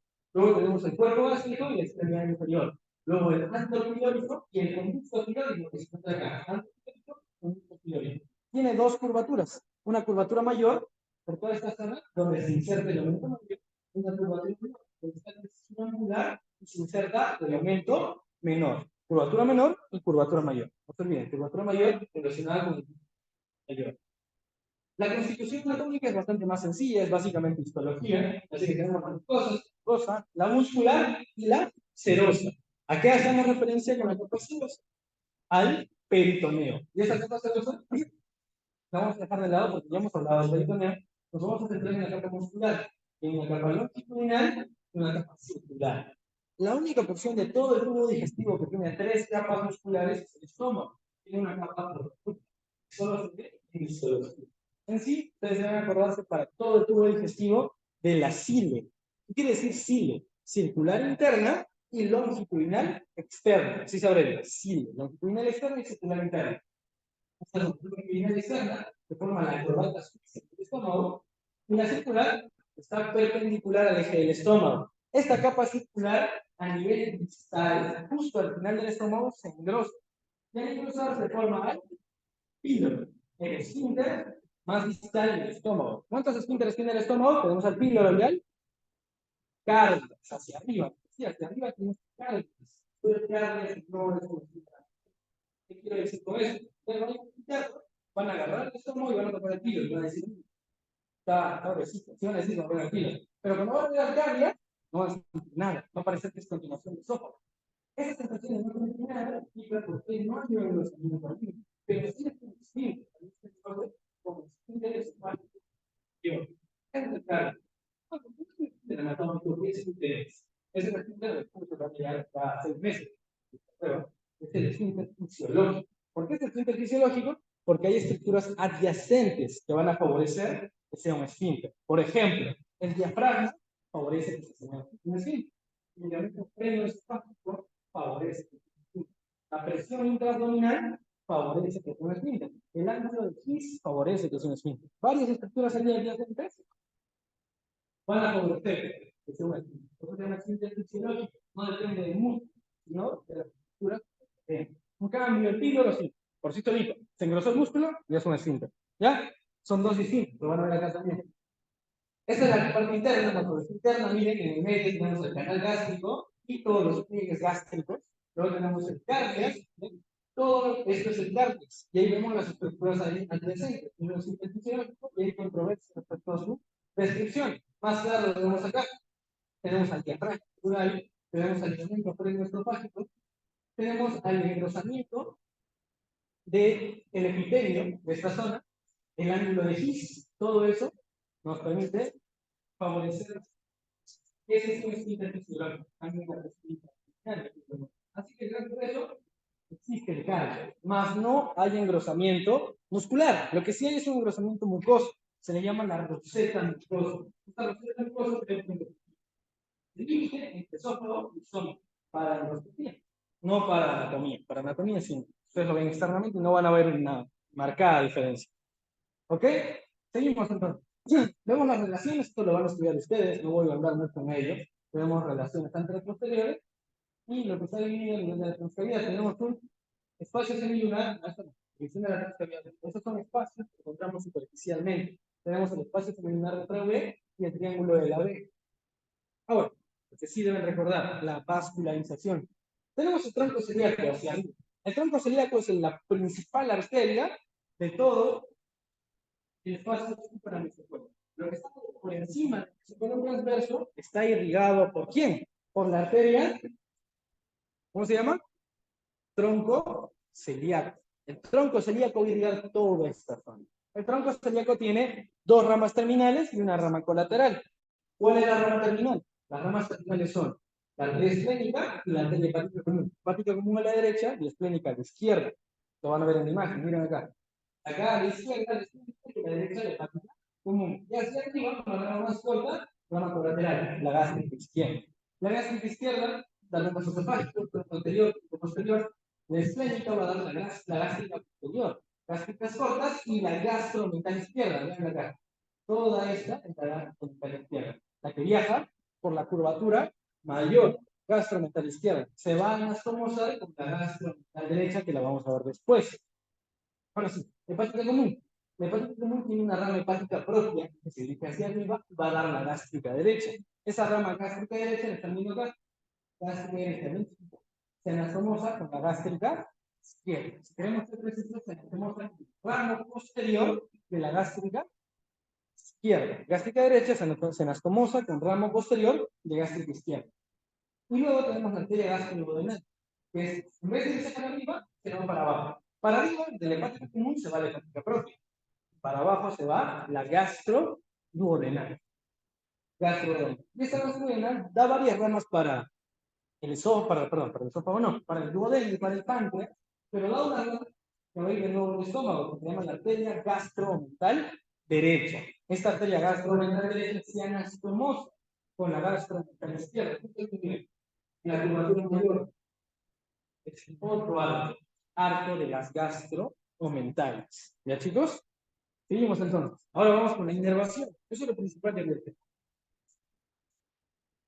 A ver, miren, chicos. Cuando hablamos de anastomosis, ¿qué queremos decir con anastomosis? Significa la unión de dos estructuras. Eso es una anastomosis. Si hablamos de anastomosis arterial, tenemos una arteria que se une con otra arteria de otro nombre. Esa es la definición de anastomosis arterial. Pero pueden haber anastomosis venosa, como pueden haber anastomosis nerviosa, como vamos a ver ahora. Anastomosis venosa, unión de dos venas de distinto nombre, y nerviosa, unión de dos nervios o de varios formando un plexo. ¿Ok? ¿Ya? Listo. Entonces hacemos eso como anastomosis. Luego, para la inervación del estómago, tenemos que dividirlo de dos maneras. El estómago tiene una inervación propia. Hay inervación bacteriana. No nos vamos a meter en esto, porque eso es más no es tanto la. Pero esta inervación bacteriana va a estar establecida al sistema nervioso simpático y el sistema nervioso parasimpático. No se olviden, el simpático es excitatorio y el parasimpático es inhibitorio. Es una forma general de aclarar, no es tan preciso. Y acá justo se contradice. Cuando hablamos de la vía digestiva, el sistema nervioso simpático es el que inhibe y el parasimpático es el que incita. Justo al contrario. ¿Por qué? Cuando uno está en reposo, se estimula el parasimpático y eso estimula tu vía digestiva.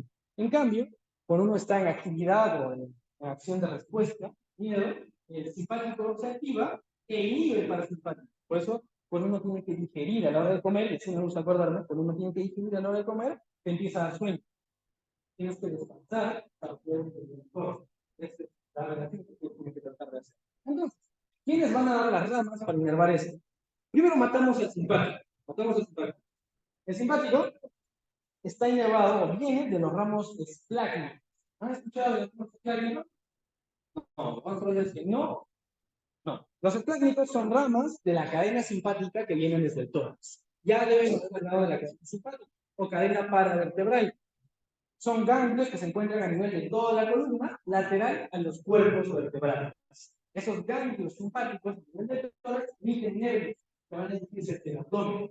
Atraviesan el diafragma y llegan hasta este plexo, que se llama el plexo celíaco.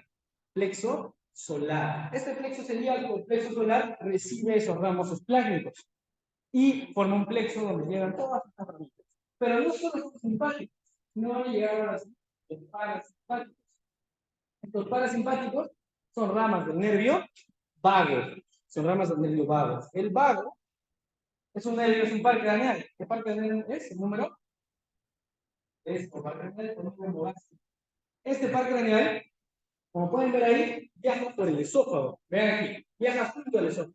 Se adhiere al esófago a nivel del tórax. Por eso hay un vago derecho y un vago izquierdo. Vago izquierdo, vago derecho.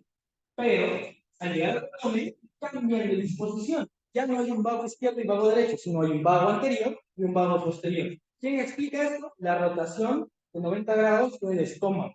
El vago izquierdo se vuelve el vago anterior, el vago derecho se vuelve el vago posterior. ¿Ya? Eso no se olviden. Vago izquierdo, vago anterior, vago derecho, vago posterior. Y todos estos van a dar ramas para el estómago. Y a su vez, no solo van a dar ramas para el estómago, sino no van a dar ramitas para el plexo solar. Por eso es que el plexo solar se llama plexo, porque es la unión de los nervios. Bueno, ya sean sinápticas como el nervio vago, o sinápticas como los nervios simpáticos, sean pre o sinápticas, se van a unir ahí. ¿Ok? Se unen a ese nivel, a nivel del plexo solar. Y del plexo solar se emiten nuevas ramas que viajan a través de los vasos, como plexos periarteriales. Y al viajar con los vasos, recién van a llegar a los órganos del estómago. Esa es la forma en la que se inerva toda la cavidad abdominal. La cavidad, no las paredes. Las paredes son por nervios, como mencioné antes. La cavidad son por plexos periarteriales que provienen de plexos centrales, como el plexo solar, el plexo mesentérico superior, el plexo intermesentérico o el plexo mesentérico inferior. Es más, un poquito más de memoria ahí, sobre que ya no tengo que comenzar cada ramita, solo decir el plexo. Más sencillo y a la vez más complicado, porque no se entiende bien cómo funciona este negocio. Yo les doy un ejemplo. Cuando nosotros hablamos de hígado, ustedes han escuchado el nervio hepático. ¿Nervio hepático han escuchado? ¿Sí han escuchado el nervio hepático? Ya. Hay un ramo hepático, lo vemos acá, un ramo hepático. Pero ese ramo hepático no inerva el hígado todas las funciones. El hígado tiene un sistema autónomo que está involucrado gracias a la parte de ahí. Sí, hay nervios que llegan al hígado. Pero cuando nosotros tenemos un trasplante al hígado, no trasplantamos cada uno de sus nervios, no se puede definir. Pero aún así, cuando le das un hígado a un donante, bueno, perdón, un receptor, un donante dona su hígado a un receptor, el hígado todavía funciona. ¿Por qué? Aunque no haya utilizado los nervios. ¿Qué pasa en un humano? No conecta los nervios, no va a hacer función. El hígado sí. ¿Cuál es la razón? No se conoce una respuesta directa hasta ahora, pero se puede mencionar de que tienen un sistema autónomo, un sistema aparte, que se ve influenciado por otros ramos simpáticos o parasimpáticos. ¿Ya? Esa es la distinción que ustedes tienen que hacer. Por eso es de que esto no es tan importante como al verlo en miembro superior. Aquí es importante las arterias. Ustedes tienen que memorizar eso. Van a reconocerlo bien. Los nervios no están, nervios vagos. Acá tenemos el nervio de la arteria. Ahí, con la curvatura menor, ramos gástricos, y al final da la pata de cuervo, la famosa pata de cuervo, que tenemos viendo por acá, pata de cuervo. Si seguimos avanzando, ya vamos a acabar, chicos, miren, si seguimos avanzando, tenemos el nervio vago posterior, pero están viendo acá, es lo mismo, si hay un vago anterior, un nervio de la tariet anterior, habrá un nervio de la tariet posterior, el tronco posterior, nervio de la tariet posterior, que da ramos gástricos superiores y ramos gástricos inferiores. También da un ramo celiaco. Miren acá, se dirige hacia el plexo solar. Pero aquí hay un nervio muy importante, si es preguntado. Se llama el nervio criminal o nervio asesino de grasa.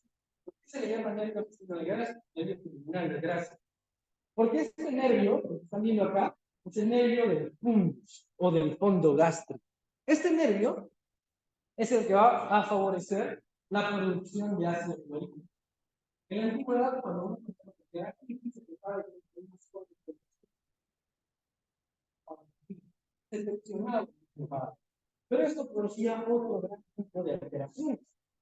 No curaba al paciente y le producía otro tipo de síntomas, que son de tipo opuesto al principal. No funciona. Pero, después de que se conoce como porque ahora se está en el existe por la. Pero de todas maneras no es bien. Entonces, se lo usó de esa manera como nervio criminal de grasa, porque se pensaba que no se conducía desde 15 años a los poderes llevados para el. Ahora, tenemos una disección del nervio vago, que tipo es bastante más complejo, que podría plantearnos en una más sencilla de nervio vago. Se pueden tardar, pero sí se reconoce fácilmente. Si lo ven desde adelante, todo ese ramo anterior, todo esto de acá, es el nervio de la tarieta. Quedan diversos ramitos chiquitos. Esos ramos chiquitos en conjunto se le conoce como pata de cuervo. Pata de cuervo. No quiero que la confundan con la pata de ganso. La pata de ganso es el interior, o el medial. La pata de cuervo es a nivel del estómago. Gracias a estos ramos cortos del nervio vago o del nervio de la tarieta. ¿Ya? Seguimos. Ya para acabar tenemos el drenaje venoso, pero yo les voy a explicar esto por una sencilla razón. Porque quiero que comprendan la vena porta. Quiero que se entienda cómo es el sistema porta. Mira, tenemos la vena endocórtica, las venas miliares, la vena porta derecha, la vena gástrica derecha, forman el tronco del género, que es el tronco del género, la unión de la porta derecha, acá, con la vena gástrica derecha, que aquí no se ve, juntan y forman el tronco del género. Y estas, conjuntos recién forman la vena mesentérica superior. O sea, así está recién la vena mesentérica superior. Luego, para el lado izquierdo, tenemos las venas rectales superiores y ahí dan origen a la vena mesentérica inferior. Esa es una gran diferencia. La vena mesentérica superior se forma mucho más arriba. Recién se forma la vena mesentérica superior. En cambio, la vena mesentérica inferior se forma desde abajo, desde las venas rectales superiores. Desde ahí continúa todo este recorrido que tiene ramas afluentes, que son las venas tónicas izquierdas y venas sigmoideas. Y se continúa la vena inferior. Aquí vamos de nuevo. Ya vemos que la vena superior. Aquí miren, a la vena superior derecha se le adiciona la artículo venal anterior inferior. Y se adiciona la parte del artículo venal inferior. Ahora, la vena esplénica se une a la vena mesentérica inferior, que ya hemos visto antes. La vena esplénica sigue el trayecto de la arteria que ya hemos tocado. La vena esplénica va abajo, vena va arriba. A esta vena esplénica se le va a unir la vena mesentérica inferior. Como se ve aquí, miren la imagen de arriba. Vena esplénica, vena mesentérica inferior. Y forman no tronco gastroesplénico, se llama el tronco espleno mesentérico. Tronco espleno mesentérico. Se une con el tronco espleno mesentérico. Ese tronco espleno mesentérico se une con la vena mesentérica inferior y recibe la forma de vena corta, a la cual, por la va a que van a ir a cada uno de los segmentos que ya hemos hablado, segmentos del cuñado, a cada uno de estos segmentos van a ir estas ramas de la porta. Van a pasar por el filtro del hígado y recién van a ir a la circulación cava, a la circulación de la vena cava inferior. ¿Qué significa el sistema porta? Es un sistema paralelo o ajeno al sistema de la vena cava inferior. Siguen siendo venas, pero tienen otro tipo de sangre. Es sangre sacada del intestino, por así decirlo. Se extrae de los intestinos o de la vía digestiva.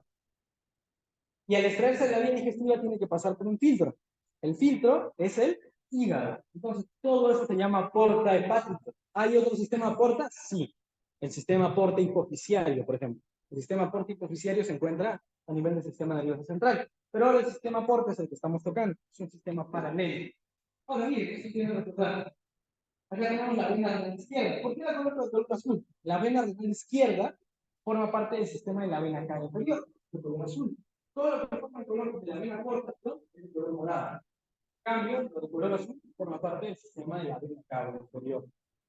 Entonces, la vena renal izquierda pasa por detrás, más posterior, y forma un cuadrilátero, que se llama el cuadrilátero de Rod. ¿Cuáles son sus límites? Vena mesentérica superior, vena renal izquierda, vena mesentérica inferior y tronco espleno y espleno. No se olviden, tronco espleno mesentérico, no tronco gastroespleno, tronco espleno mesentérico. ¿Por qué espleno mesentérico? Unión de la esplénica con la mesentérica.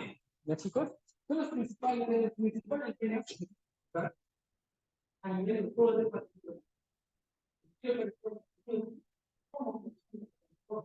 Como alcanzaba más estas dos ramas, vena mesentérica superior y el tronco espleno mesentérico, y van a viajar a través de el pedículo hepático. Al pedículo hepático algunos lo conocen como ligamento hepatogástrico. Y el hígado es como ¿por qué no es correcto? No sería que los ligamentos no tienen pedículo nervioso. Pero sí, hay autores que lo conocen como ligamento hepatogástrico, así que se los menciono desde ahora. El ligamento hepatogástrico. Ahora, esta vena porta también recibe la vena posterior. Entonces, este sistema es el principal que se estudia en abdomen. Es el principal, excepto para retroperitoneo. Retroperitoneo tiene otras venas, que son venas directas del sistema cava. Pero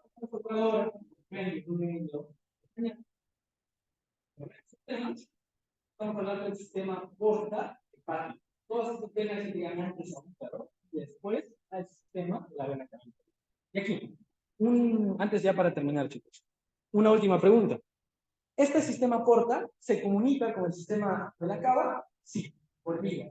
Pero tienen otros puntos de utilización, como por ejemplo, las venas cervicales. ¿Claro? Pues tienen comunicación entre el sistema porta y el sistema de la vena cava. Pero eso es una comunicación que es durante el desarrollo embrionario. No, nosotros no la tenemos actualmente. Hay dos zonas de comunicación que son mucho más importantes y nos ayudan a explicar ciertas partes. Definición. Las hemorroides. Todos sabemos que un paciente tiene cirrosis.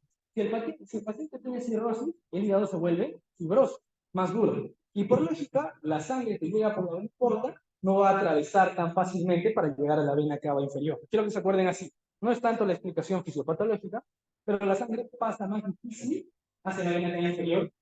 Bueno, lo que produce es que haya hipertensión portal. Es decir, que los vasos portales se dilatan un poco, aumentan su tamaño. Están más, con mayor presión, por eso se llama hipertensión portal. Esta hipertensión portal provoca que los vasos que antes se comunicaban con la vena cava inferior se dilaten más. Porque el esófago inferior, el esófago torácico, tiene vasos de la vena cava inferior. Tiene vasos de la vena cava inferior. Ahora, estos vasos de la vena cava inferior se van a unir con los de la porta, porque recuerden, el esófago tiene tres segmentos: esófago cervical, esófago torácico, esófago abdominal y retroperitoneal. El esófago abdominal está drenado por el esófago torácico, drenado por las venas esofágicas, que son parte del sistema de la vena cava inferior. Las venas salientes también dan al líquido, que son de nuevo parte del sistema de la vena cava inferior. Entonces, estas venas porta y esofágicas se anastomosan. Y cuando se anastomosan, aumenta la presión, cuando aumenta, perdón, la presión de la vena porta, se dilatan estas venas. Y eso se conoce como varices esofágicas. Eso lo explico. Porque es importante, bastante considerable, muy probablemente tenga varices esofágicas que provocan que estas venitas de anastomosis cava, portocava, si se llama anastomosis portocava, se dilatan, son más fáciles de romper. Pero si se rompen, provoque hemorragia. Ahora, tenemos esto, pasamos al siguiente punto de anastomosis portocava, que también es conocido, que es a nivel de las venas intramurales o las hemorroides. A nivel del ano, ya lo voy a ver más, tenemos un plexo venoso profundo y un plexo venoso. Un plexo venoso profundo, que va a formar parte del drenaje venoso. Estos van a irse hacia la vena pudenda interna. Esta vena pudenda interna está canal, esa es la cosa. Pero todo lo que es el contexto, las venas rectales superiores, venas rectales medias y venas rectales inferiores. Las venas rectales superiores drenan directamente en la vena porta. Las venas rectales medias, las venas rectales inferiores van a entrar en el sistema de la vena cava. Solo las primeras drenan en el sistema porta. ¿Qué es lo de después? Y esto explica por qué hay medicamentos que van a través del ano. Se pueden dar a través del ano o a través del recto. Porque cuando colocas el medicamento al nivel del recto, lo que uno busca es que el medicamento llegue a la circulación sistémica. ¿Qué quiere decir? Que llegue a la sangre. Cuando uno consume un medicamento, lo que ocurre es que llega al intestino y lo absorbe el sistema porta. El sistema porta, antes de llevarlo a la circulación sistémica, lo mete a través del hígado. Y el hígado es el primer filtro, la barrera. Esta primera barrera va a permitir recién el paso. Pero ¿cómo podemos hacer? La farmacofilia es inyectando directamente al torrente sanguíneo, directamente a las venas. Es lo que se hace a veces. Se inyecta directamente a las venas. Pero si no quieres inyectarlo por allí, puedes hacerlo de forma sublingual, puedes también ir con una inyección directa o a través de los rectos. La inyección indirecta. Coloca y hay un directamente. Por la familia, ustedes saben ahora de que hay venas que llegan directamente al sistema cava de la región arterial. Cuando colocas el medicamento ahí, se absorbe, va a llegar al torrente sanguíneo. forma más lenta es siempre consumir la entonces, se acuerda muy bien, en horas. En cambio, en media hora, 2, 3 horas. En cambio, si lo haces directamente por vía digital, es un igual, pero si lo administras en bola a través de también le explica esto. ¿A dónde llegan estas ventas? ¿Qué son? ¿Ya? Ahora sí, chicos. Eso sería todo por parte de mi presentación. Si alguien tiene alguna duda, voy a hacerlo ahora. Ya, chicos. Gracias, les agradezco a todos. Cualquier cosa pueden hacerle aquí. Ya, hasta luego, chicos.